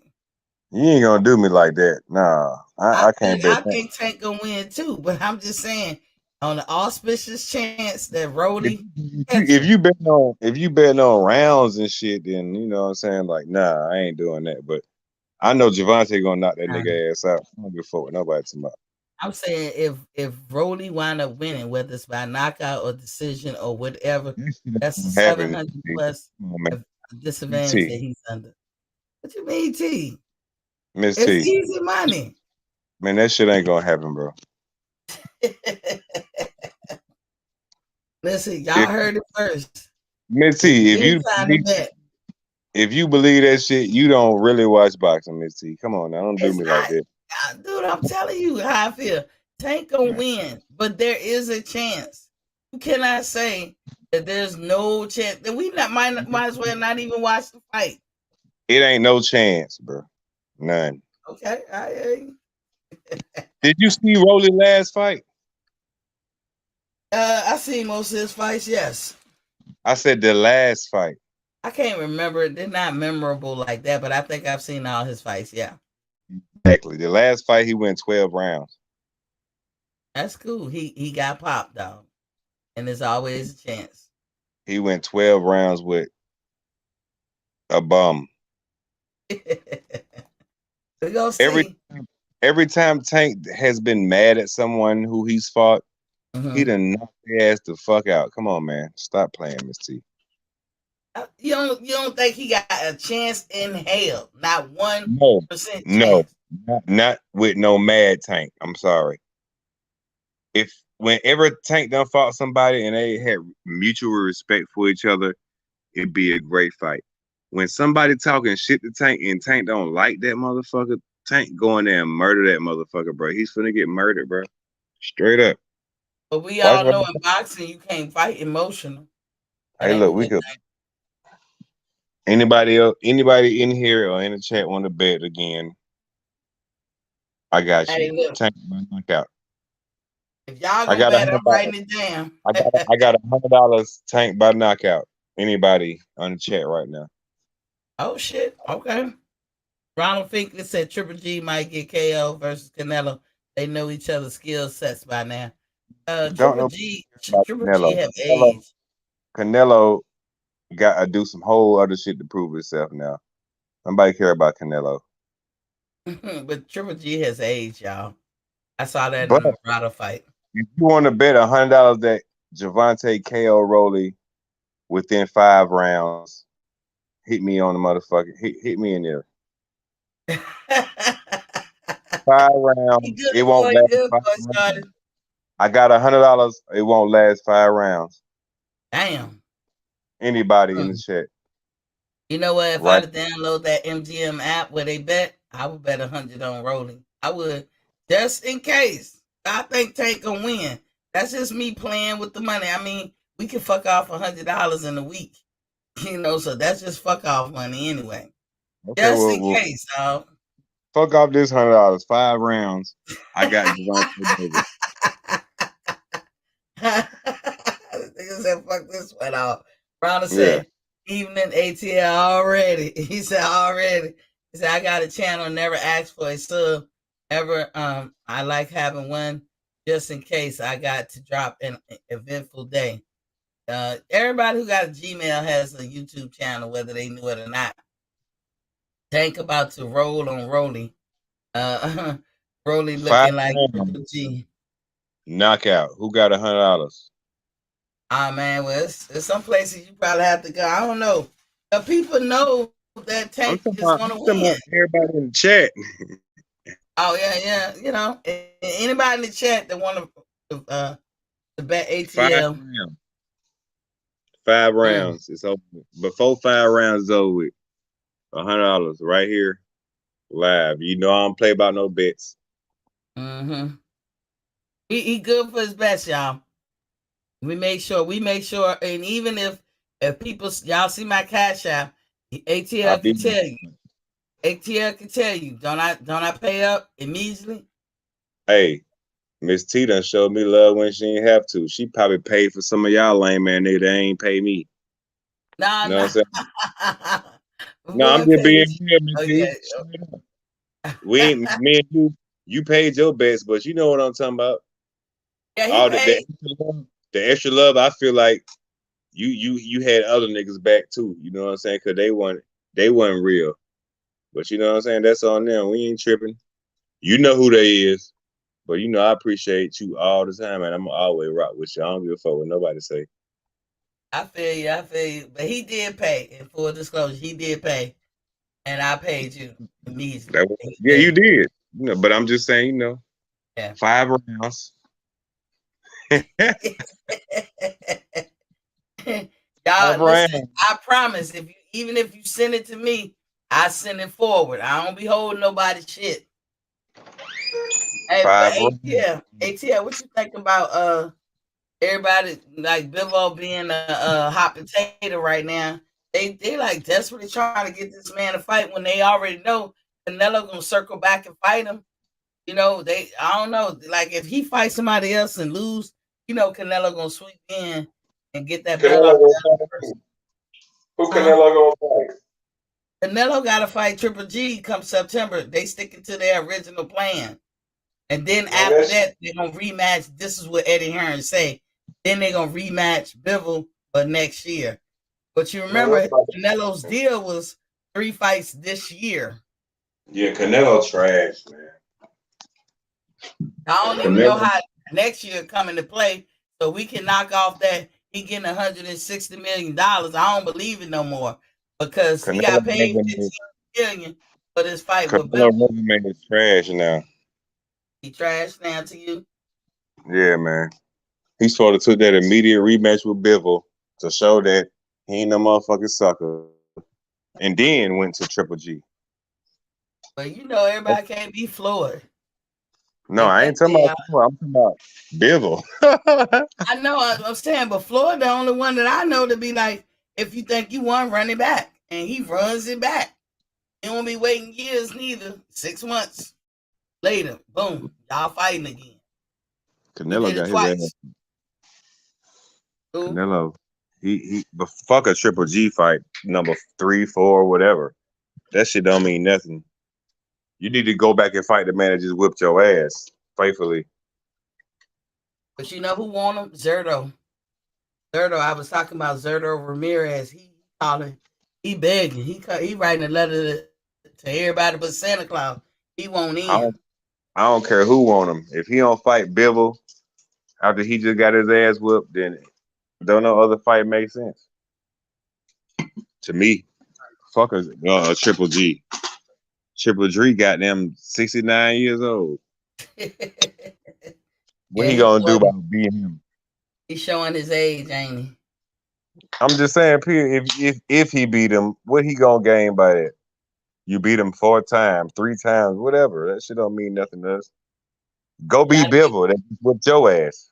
a lot of people think that Triple G won that first fight. I'm just saying. What about the Bivol fight? That's true. That's true. They saying they coming back to it. No, they need to come right back to it. Don't run Yeah, from it. yeah. Don't run from the ass whipping. Go They back. trying to make it legitimate, like, hey, everybody clamoring for the Triple G fight. I don't think a lot of people clamoring for it, but Man, say you nobody give gonna a fight damn him. about Big a Fish Triple G is. fight, bro. What's up, General Big Fish? He in the building. He said Triple G gonna fuck Canelo up for the third time. Big Fish want this fight though, ATS. Some people want this fight. Okay, I'm gonna let them have it. I'm gonna tell Big General Fish to get in and talk about it because I can't talk about that shit. That shit depressing. Yeah. I mean, it is what it is. Canelo Yeah. finds himself right now between a rock and a hard place. If he go back down to 168, he got to see them cats down there. If he go, it ain't no sense in him even thinking about 175 no more. It ain't no sense in him even thinking about it because Joe Smith ain't entertaining nothing about no Canelo. He about to fight Berteriev, and Beterbiev, I think, will smash Canelo. He said Canelo ain't crazy. He's smart for not going right back to Bivol. Yeah, and if he go back to Bivol, real talk, ATL, it's the same outcome. Whether they fight at 168 or not. Get some salute, bro. I don't think so. Who you think Canelo will beat Bivol the second time around?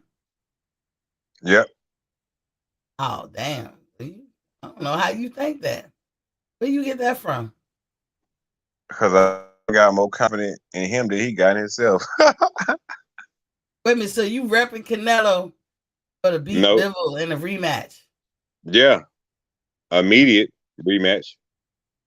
Nah, I don't think he can do it. I think his problem of having two left feet and two left legs is caught up with him in certain fights over certain fighters like a Bivol and people who know how to move. I think the second fight that he'll actually punch at his stomach and face instead of his arm.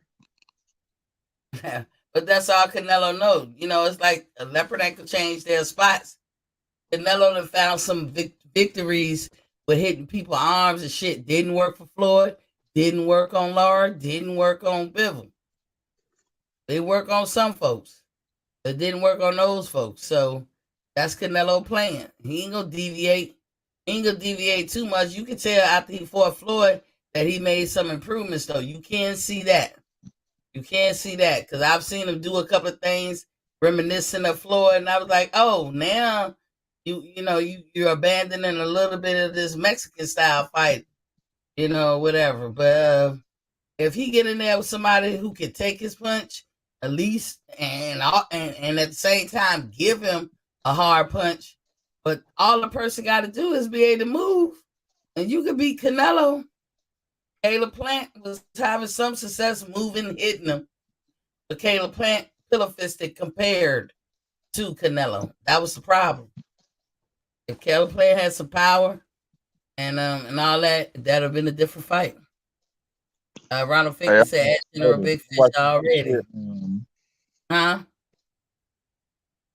I'm watching some shit on goddamn YouTube. It say Floyd Mayweather betrayed by Gervonta Davis. Asked to leave Mayweather over Yaya. I swear to God, this shit came out like fucking 2 minutes ago on Jordan Power on YouTube. Miss T, look it up. I swear to God. I believe you. That has always been an issue. That was an issue way back then. Hmm? You know who Jordan Tower is, right? He'd be on YouTube. I've seen him once, twice.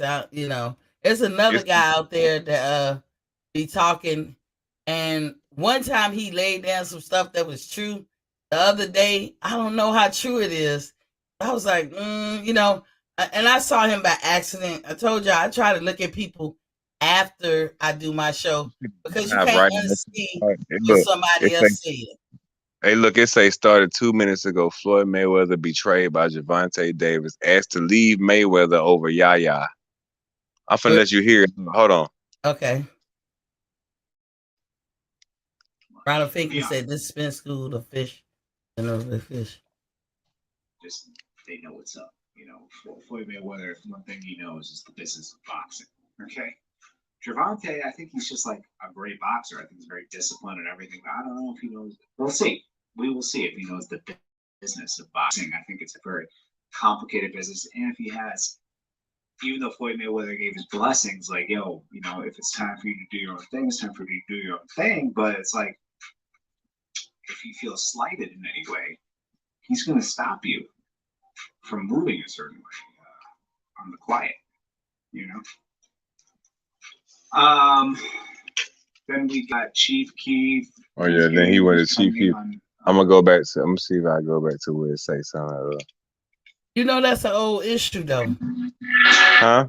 This is where they tore their draws years ago. It's an old issue between. I think Tank did break up Yaya off, but Yaya broke him off. NBA YoungBoy's baby mother, aka Floyd Mayweather's daughter. Is this why he's leaving? Well, he says no. He says it's because he's moving on to bigger and better things. He's moving on to become his own man. It's time. It's time for him to move on. Blah, blah, blah. I don't know. I think this is a more personal issue. Gervonta, I don't know what to say without it sounding mean.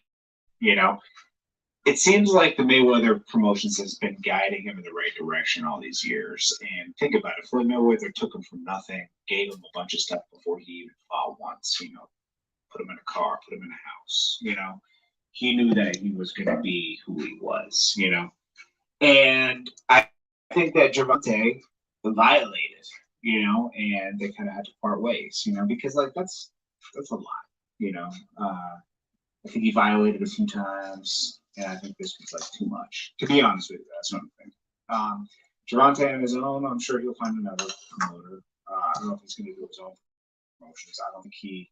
Hey, ATL. Yeah. So, yeah, I don't want to get flagged because the same eye content. Who Yeah. you say the person name is?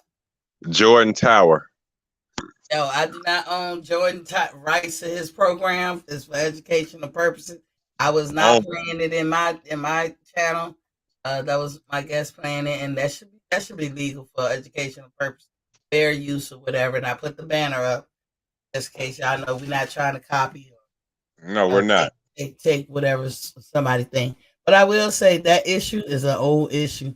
Yeah, I remember. I don't know how old that is. I remember, but they were saying that it's been an ongoing. That's what he was saying. It's been. You have to go see it. I don't want to make no allegations on your channel. Y'all go to Jordan. And I keep saying the name, and I keep forgetting his last name. Jordan Tower. Go watch Jordan Tower and see what he's saying about it. But I do remember he do like a lot of hip hop news. Jordan Tower. Okay, I do remember that years and years ago, something between Yaya and Tank happened. I guess they broke each other off. The club, didn't like that shit. At the club, they were too close to each other. Remember? They did what? They was at the club and they were like too close to each other. Oh, well, that's his daughter. I ain't saying it's right. No, it wasn't his daughter. It was Floyd's girl. It was Floyd's girl? And Floyd's girl was at the club and they was like too close to each other. So shit. Ronald said, I bet Tank was staying right at Floyd house, all access to Yaya. My mom always told me they'll never bring no other meat in the house. I know, right? Floyd protected Tank even from Tevin Farmer. MTA joke of a boxing company. Yeah, I wonder why that fight never happened. Because Tevin wanted it. But I told y'all yesterday what Tank said after this Rolly fight, run Devin Haney. After Devin finished doing what he's doing, run him over here. Because now Tank sounding, he talking the language we like. Let me get some of that hardware off you. Yeah, because if you just gonna be in here fighting and you want us to line your pockets, this to any boxer, you can miss most of us fans with that bullshit. Why should we follow you and line your pockets up and you ain't giving us nothing? You're not even trying to go to the Super Bowl. Why would we do that? Yeah, we better off just giving a nigga some money on the street. Right? Shit. Anybody can get in the boxing ring for that matter. Like, why would we run your pocket? Why would we line your pockets up? What you giving us as a fan? So him leaving Mayweather, this is his last fight with Mayweather. And it's about time for him to move on. When you around Floyd is the GOAT. This is a sport, but you gotta have ego. Oh, damn. ATL dropped off. But this is a sport that you gotta have ego, and you gotta you're gonna be a little conceited, arrogant. I mean, because you have to believe the impossible, and it come with the territory. But one thing you got to do too is find a happy balance. That's the trick. You got to find that happy balance. But you have all the ego and the pride and all that. And I will say this: when it comes to boxing, Floyd found that happy balance because he might have taunted you after the contract was signed. He ain't, you can't say he was waiting forever to get the fights to go on. Yeah, a lot of that time that we waited for the Pacquiao and Floyd fight, most of that time was occupied with the fact that Pacquiao wasn't even in Floyd division. You can't ask a fighter to say, you come down to me. No, you come up to them. So if y'all go back and look at the time, people say waited 5 years, 6 years, 7 years, whatever. Go back and look whenever the waiting started, and then look to see what divisions they were in when all this talk started. They were in two different weight classes for the most part when it started. It wasn't like they were both at the precipice of getting it on because they're in the same weight class. That sounds ridiculous. That's like Crawford trying to line up for real, the Canelo fight. Now, he may say, yeah, I want a Canelo fight, but ain't nobody, harping on Crawford or harping on Canelo for that fight really not happening because they not really making moves. You can't say that they making moves to make that fight because Crawford is 147, and if he wants to fight Canelo, he got to come up to Canelo. Same thing with the big fish, with Earl. If he wants to fight Canelo, you have to come to him. He don't come to you. He's a higher weight class. So, that's how I look at it. But as far as Floyd and Tank having issues, that first issue probably came off of him and Yaya, or like ATL said, maybe Tank was reckless eyeballing one of Floyd babes. You know what I'm saying? And Floyd didn't like that shit. They always say the same thing that made Floyd great in that ring. The same thing that's making him have a hard way to go outside the ring when it comes to his social interaction with other people. You can almost say sometimes that he's socially inadequate, because he don't know what to say out his mouth sometimes. The challenges that he put before his fellow man is kind of unnecessary. Like, even if he, I've heard stories where he could be in a setting where a guy could be there with his girl and he'd be like telling the guy to his face, your girl want me. Don't you prefer me? That's some crazy shit to me. And it's disrespectful. Why you got to be the man at every cost? Where's the humbleness in that? You already the man, the GOAT in that ring. It's unquestioned. But, outside the ring, you're not, you can't have everything, in other words. But that is Floyd's daughter, and any man will feel a certain way about their daughter. So it's one of the things, I don't know. We can speculate on it, but it's hard to talk about. You know what I'm saying? It's hard to talk about because who amongst us wouldn't feel a certain way when somebody messing with our daughter, especially if we know how they really are. You know what I'm saying? Floyd probably, damn, ATL, you keep coming through, I let you in. Especially if Floyd taking them to Dubai, taking them all over the world, and they mowing down the same bitches, probably running, who knows what they doing. And then you gonna turn around and try to break bread with my daughter? And no parent would like that. You know what I'm saying? No parent, no matter how a lot of guys feel about women, they don't feel that way that their daughter should have it. But you gotta think, y'all create the world that your daughter's gotta live in. You're creating that monster. Think about it like that. So do us. We as women, we gotta think. We're creating the world that our sons gotta live in. We're creating that monster.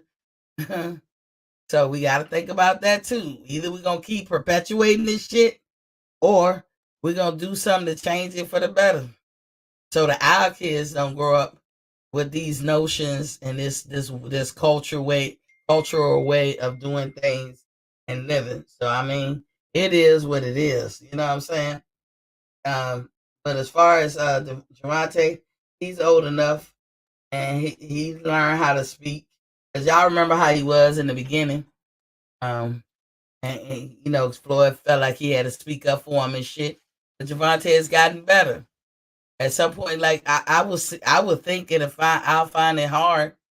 I would think that it would be hard to be a grown man and you doing the shit in the ring and you have somebody dominating over you, obviously, to everybody. Every time they speak of Javante, everybody gotta look at Floyd. You know, Ronald said we better be careful. Floyd Goon, or he's going man fans might get in their feelings. I mean, I'm a Floyd fan to the hilt.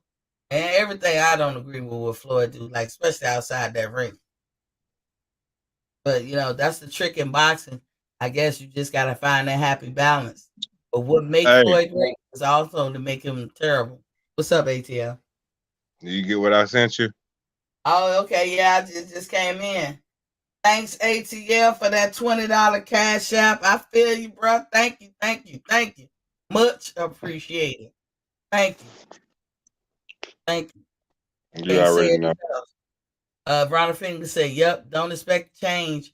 It is a capitalistic Sodom and Gomorrah for our people. It sounds good, but reality is it won't change. You know, we can hope for change and make change. Change does happen. It just don't always happen at the pace that we want." And then King Doc is in the building. What's up? What's popping, King? He said, "Hello, King Doc, world." what up, fam? What's up? What's up? Y'all hit that like button when y'all come through, even if y'all watch in front of peripheral. Hit The that like button. professional. Yeah, the peripheral. Hit that like button. But yeah, Florida mess. I mean, for Javante to be his own man is hard. You can't be up under Floyd, or it makes it difficult for you to shine and be your own man. It is what it is. I mean, that's something that's gonna be his struggle or his cross to bear going forward. He'll get it. He'll get it. Y'all just pray that he work on that and he get it. You know, wisdom is a motherfucker. He gonna get it whether he wanted it or not. He getting older, y'all. He gonna get it. King Doc said, "How y'all doing today? We doing good. We doing good." But yeah, back to the Zerto. Zerto looking to throw a monkey wrench in all this shit. He looking to throw a monkey wrench, and you know King that. Doc be cooling, bro. How Nah, about you? I was what? talking about King Doc. Yeah, yeah. Zerto ain't your typical Mexican, and we know the Canelo have a standing order. He don't fight Mexicans, which I, for the life of me, can't understand. And how the boxing world let him get away with that nut shit, I don't get it. But you know, Zerto, like he won't in. He wanted with lean. You know what I'm saying?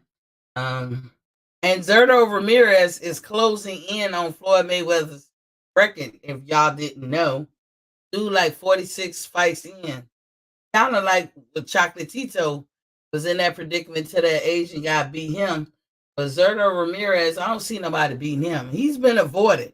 Like I said, 168, he was like the Devin Haney of 168. And then at 175, he's being avoided as well. He wants to end with all of them, you know. But and he wanted Canelo, but you know the team Canelos and everybody, they want Bivol to go ahead and fight somebody, probably because they just want to set him up for the fall. I personally believe that Bivol should sit back and wait, since they circling back to him. Just sit back and wait after the Triple G fight, and then pick it back up. Man, if I was Bivol, I'd go down to 168 right now and whoop Canelo ass and get all them damn belts. Canelo don't want to fight nobody at 168. And But I'm it's gonna saying, be amazing how does he, y'all got a peep game. How is he able to compete really elsewhere, but he holding the belts? Now Triple G is 168, but that's all he want to fight. That's all he want to fight. Dropped out again, but he'll probably be back. Um, you know, he said, If I was Bivol, I wouldn't fight Canelo until I get paid through third party or something. I don't know if saying that Bivol didn't get his check. King Doc said, who this Zerto guy? Zerto Ramirez is a Mexican fighter who was campaigning at 168 for the longest. Nobody wanted to fight him, at least according to him. So he moved up to 175.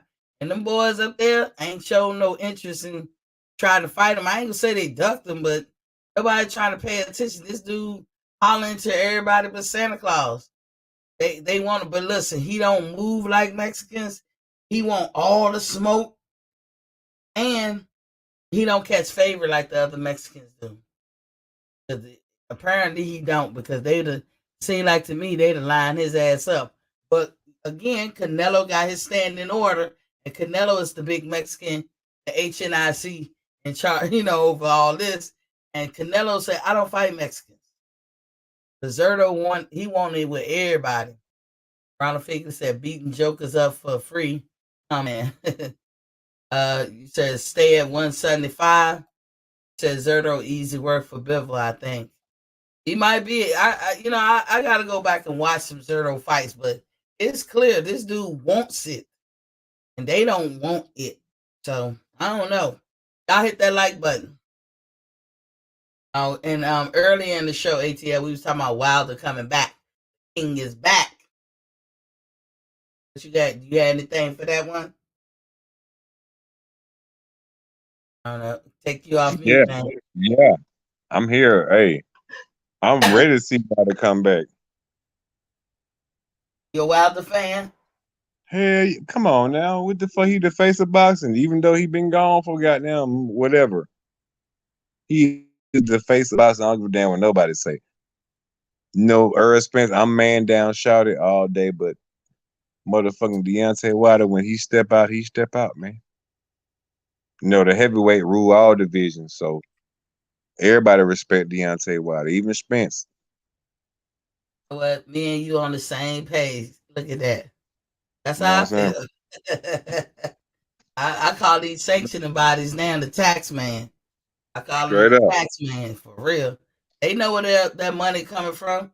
That's the big fish for real. They know. That's the whale.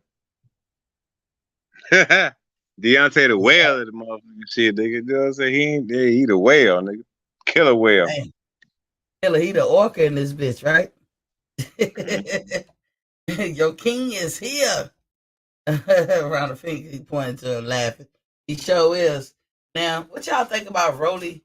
I know we had talked about it, but he talking mad shit. He is talking mad shit, man. Rolly get knocked the fuck out, bro. Just like he says, Devontae gonna get knocked out, Rolly gonna get knocked the fuck out. Do you think Rolly selling the fight more than Devontae? Because he made that claim. Yes, he is. He is. That's good. And every fight, all you hear is you gonna hear a goddamn Rolly doing that shit when he got down hit the canvas. Talk about egos. Rolly got one, boy. He got a big one. I think he is selling the fight too. Rolly rode the bus with goddamn 6 windows, 3 on each side. Out of control. It was 3 windows on each side of his bus. Straight up. He was on a remedial bus. I used to say retarded, right? That's what that was the word was when I was growing up. Now that's not even PC to say retarded. Hey, that nigga had 7 windows on his bus. He had 3 on the side and 1 in the back. Yeah, he got picked up he got picked up at 5:45 in the morning. Let's take 5 minutes to put him on the bus. 5:45. He got picked up every morning. King Doc said Rolly looked like he's in the best shape of his life. He do look beast. He do look like he beast mode. Hey, when they put up at Rolly house, they just be like this. Beep beep. He had an escort in the 12th grade getting on the bus, right? Yeah, he had an escort, all right. A goddamn elevator. They goddamn Elevator rolled out from the back of the Hey, bus. real talk. We all know the one thing that's strange about boxing, some of the toughest men be having the weirdest voices, right? Like Mike When they Tyson. like boxers, I'm gonna yeah. fuck him up. I'm gonna fuck him up.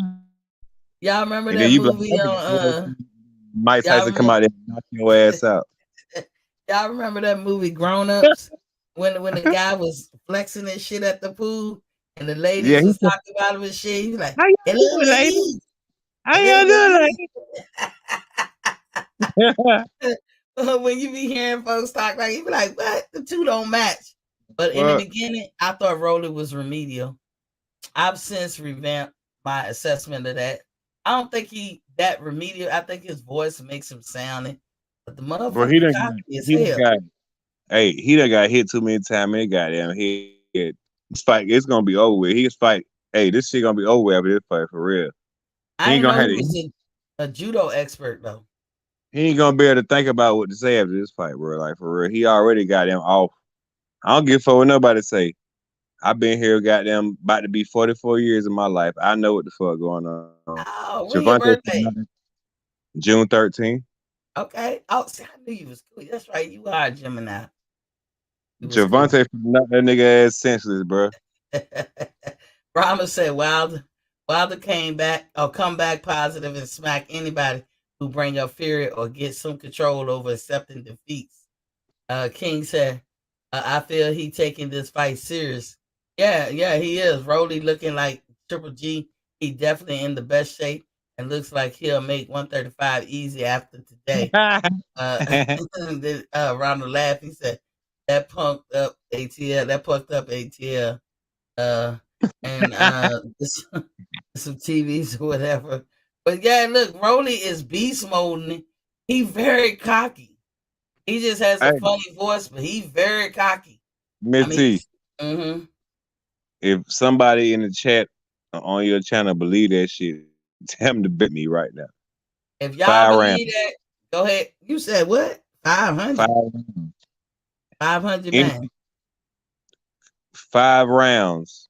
It ain't gonna Oh, last five 5 rounds. rounds. Okay. That's my bet. $100 on 5 rounds. Mm. Y'all heard him. If you think Rolly got a chance and he gonna do something, bet him $100. And he On said they five ain't gonna rounds. go past 5 rounds. No matter how they call it knockout. So we gotta be clear with this time. No matter Exactly. if the ref stop it, no matter if his corner stop it, no matter if Javante knock him out, fight don't go past 5 rounds, and Javante is the victorious one, you owe ATL 100. Anybody gonna take that bet? Ronald And said, whoever take that bet, I'm gonna send you 100 right now if they take that bet. okay, look, he that confident. Ronald Fickney said, when Wilder come back, let's just enjoy his boxing abilities, not all that political crap. Indeed, that's why I said, Ronald, he should get in line with them other sanctioning bodies. Fuck WBC. They already showed their true color. They don't care for black fighters anyway, in my Hey, opinion. hey, and when Wilder come back, whoever he fight, I got 5 rounds, $100. Mm, mm. Whoever he Yeah. fight when he come back, I got 5 rounds, Deontay Wilder. Whoever want to bet. Y'all hear that? Go on and get that $100 in. I'm gonna say it like this. I'm gonna have to call my boy Pat and ask him how do I download MGM's betting little thing, because I want to make sure I do it right. Because if any time, and I don't say this all the time, if any time to bet to make a come up on something unprecedented or something you didn't think would happen, this is the time to bet to me on Rolly, because he do have a chance. How big of a chance is neither here or there, or that's up to everybody to speculate on. But he Yep. got a chance just getting in the ring. He has a chance. But if he Yep. wins, that come up on your $100 or $50 or $25 or whatever it is you bet, it's gonna be big because he already 700 plus like underdog. He But already look, hey don't nobody want to bet You don't think Oh, nobody? and don't ATL nobody said, want y'all want to bet? Y'all want to bet? Get You it know what? in. I got $100 right now. I got 200. I got $100 on Deontay Wilder just for your subject, and I Mm-hmm. know whoever he come back with, he gonna knock their ass out because he knocked Fury ass out, but he just got cheated. So I got $100 on Deontay Wilder, and I got $100 on 5 rounds of Gervonta Davis and Rolly. Gervonta Davis is gonna knock Rolly out within 5 rounds. If you want to bet me, Look at this. I'll send the money to Miss T right now. Look at, and I'll make sure you get it. That you get it. Whoever wins, I don't fuck around with nobody money. That's one thing I don't ever do. Ronald Finkley said the betting on Rolly is lucrative. $50 get you $350 minimum. Ronald, you gonna make me want to find out some kind of. I might have to call MGM tonight and just be like, "Yo, walk me through downloading y'all shit," because I'm sure gonna put a bet on. I want to bet, and y'all know I don't bet all the time. But I want to bet, but I want to come up. Look at that. Well, $50 bet gonna me. get you 350 minimum. Bet me. Nigga, I ain't no come up with you. It's one for one. I'm I'm saying betting I $100. want that spread. I'm betting I want that $100. come up. ATL, I ain't gonna even tell you. You shouldn't even bet like with the gambling spots because they I'm already not got betting with no Vontae gambling as a spot. favor. I'm not bet with no gambling spot. I'm trying to bet with y'all ass. Anybody in the chat? I got $100, 5 rounds. You can't beat that. If you Hey, confident that Rolly gonna pull this thing off, go on bet me, man. 5 rounds. hey, that's a good one. Hey, look, here's another one. Hey, Ronald, how much $25 to get you? Because Rolly said the first round he knocking him the fuck out. He adamant about that shit. You can fuck $25 off at the local motherfucking Taco Bell. So come on, $25. If y'all bet with these betting folks or these betting places, see how I advocate for them, even though they ain't advocating for me. I ain't one sided. I'm telling you guys, wherever these places be, I don't do that type betting and shit. So I don't know where to tell you to go. But the places that can cover them spreads and all that shit, But you 25. can't lose. You can't lose with my deal though. I said Gervonta in 5 rounds. Mm-hmm. If fucking Rolly make it past 5 rounds, you made $100. Even That's if he true. make it to the 6th round, ain't getting knocked out, you still won. So it's like, if you believe in Rolly that much, this deal should be the greatest deal for you. Hey, ATL, we be paying your bills. What you say? No, We I'm be just saying, yeah. like, to be honest, like this shit for real. Well, Ronald, according to Ronald Finkley, $50 get you 350. That means 25 should get you one. What one? I'm gonna say 130 or That's so. that's if you bet on Rolly. Like, who the fuck gonna bet on Rolly, bro? Somebody, Man, somebody nobody, gonna bro. bet. ATL. Bet Somebody. median. Y'all bet. I, Hey, anybody want to bet this man? do I need to go down to $50? I bet $50. What you want to bet $50 on? Put it in Who the want chat. that I bet $50 $50. bet? Ronald Feet, look, I done spread my money too thin. I ain't doing no best, and that's how I'm gonna do it on that spread, that underdog thing. Ronald Finkley said it's going to take Tink Tank the entire fight to get Rolly out of there. Well, bet me $100 then, bro. Come on, man. Stop playing, bro. I said it clear as day. If you don't think so, bet me $100. I send the Miss T right now. Send yours to Miss T. Yeah, I'll make sure I get there, and he can, and the ATL can attest. I don't hold nobody money, and if I'm betting myself, I pay you immediately, like after the fight when we ain't on live or nothing. Ronald Finkley said if Rolly just comes out and sleep tank, Miss T, I'd be he shocked. ain't confident. He ain't confident, Miss T. He just talking. He just Cause talking. I see the money right now. He just talking. Hey You Ronald, heard what I said. he asking Ronald. Jay You heard Gibson what I said, said. yeah, that's a good bet there. Jay Gibson said that's a good 5 bet there. rounds. It won't make it 5 rounds, bro. Bet $100 on that. Ronald said, I'm good, bro. Yeah, I know. I think Ronald probably already got his best out. That ain't got nothing to do with me. If he feel confident about Rolly, he'll keep his bet with me too. Mm-hmm. We going into the summer, but electric bills triple, quadruple. I don't know where y'all live, but that's how it is around here where I live. I promise you, chin in the air. You think so? Booty cheese clapping. I promise you. Damn. I tell you what, ATL, because listen, I will bet the spreads, but look, ATL, I'll tell you today, I'll take the bet for $20. I take the bet for $20. $20? You got $20 on Rolling? Yeah, 20 that how you said your bet was. 5 rounds?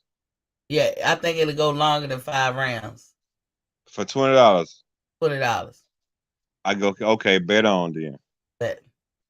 I'll give you a little taste. I mean, you know, I'm just confident that it ain't gonna go that fast as far as Tank trying to do it. You notice that I ain't betting that Rolly gonna get him out of there in 1 round. But I'm telling you, Rolly say he confident. He know how to sell a fight. We gotta say that. Tank say he won't sell in the fight. Rolly is selling that fight. Rolly is hyping that shit out.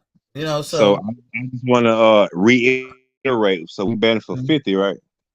No, nigga, we betting for 20. That's nice try, nigga. That's nice try. We betting $20 a cash out, bro. You see, and now nobody in the chat want to bet nothing. They already know what's going on, man. So you better listen to the chat. Well, I'm writing this shit down now. ATL and Miss T versus Miss T. Nobody else in this chat. Going as $5, $20. Mm-hmm. So when the bell ring for the 6th round and they still fighting, you owe me 20. You got it. No matter who won. You got it. You. Yeah, cause we not betting that somebody gonna win. We betting we are, but he's saying that Tank gonna knock him out within 5 rounds. Exactly. Either the 5th round, 4th round, 3rd round, 2nd round, or 1st round. If we make it to the 6th round, then ATL owe me $20. I'm gonna tell you what's gonna happen with T, right? Tank gonna knock Rolly out, right? And Rolly so retarded, right? He gonna act like it's some other shit going on. He gonna try to fight everybody else in the ring. He gonna knock the referee out. He gonna goddamn. Okay. Ronald Pinkett said, I'm only doing 50. Tank bets don't get me nothing, bro. He said, y'all ain't confident in Rolly. I'm back on my Bovado bull crap. I figured out how to get your money out quicker than it used to be. Well, bet me 50 for 5 rounds, bro. Yeah. I just bet you, man, because you confident. Like, I like how you confident, you know. I don't mind shooting you $20. Like I said, I got to prepare myself for these electric bill, and it's too many kids graduating. I give nice graduation gifts. I'm tapped out right now. Catch me in the middle of the summer. 5 rounds, Sheldon. It's gonna be over. I'm gonna tell y'all these facts right now. If you ever watch any of Tank's fights, where he absolutely hates the person who he's fighting, he really puts his effort in to knock their ass out. If it's cordial, okay, I got respect for you, you got respect for me, and then it'd be a great fight. But anything besides that, if it ain't no cordial respect and it's beef, Tank them motherfucking punish a nigga, bro. And y'all niggas finna lose y'all money. He don't like Rolly. Shit about him, he gonna knock the nigga ass out. Hey, make sure you come back. What's today? Wednesday. Come back Thursday, Friday.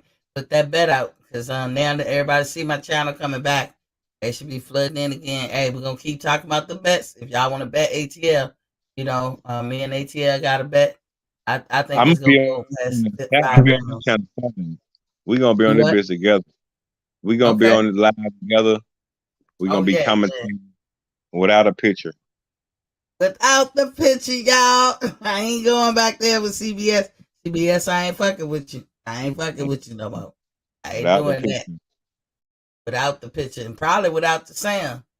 we gonna we gonna be commentating together. But I, anyway, it's 2:35 ATL. What you got on it before we get up out of here?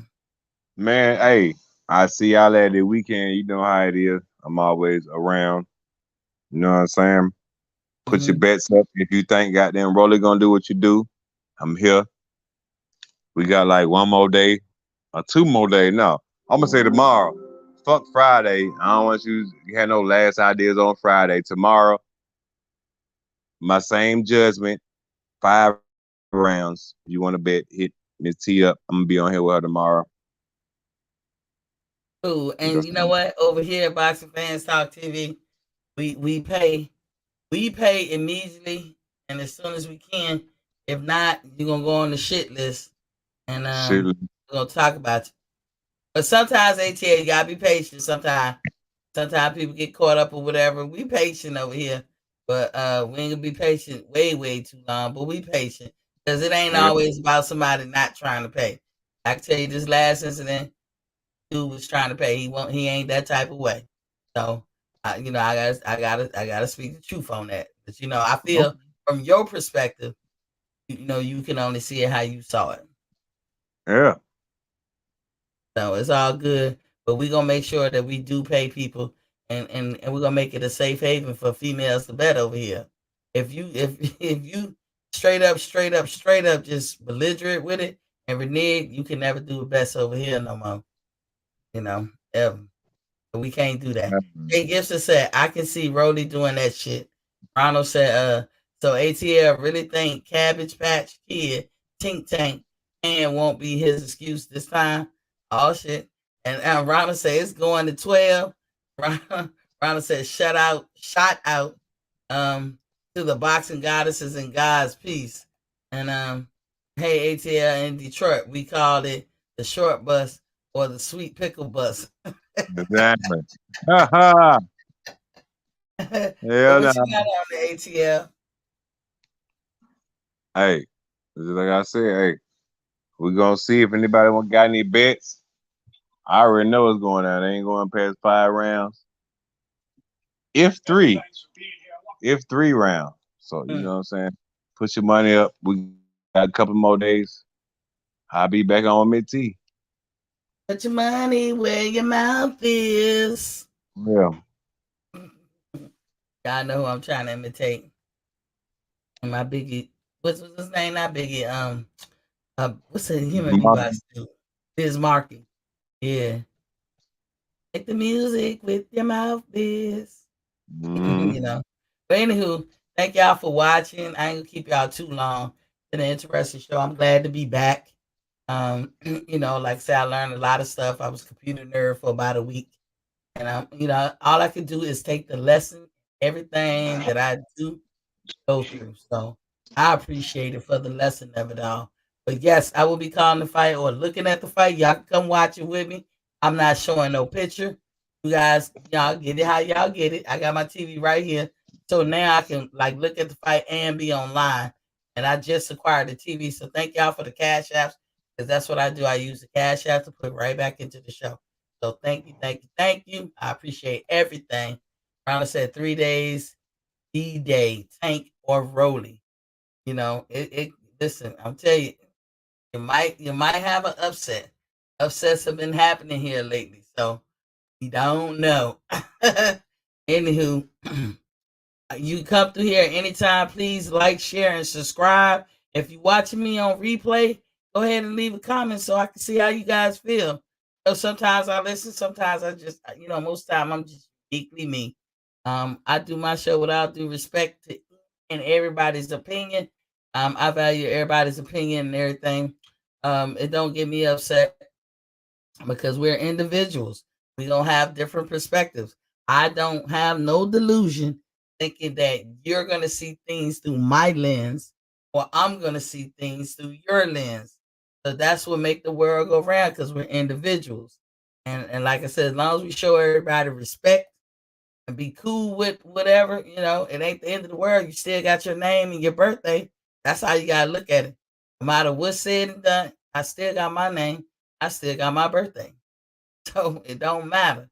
But anywho, I'll see y'all tomorrow. And if y'all want to bet, ATL put that out there for you. Till then, I'm gonna say peace.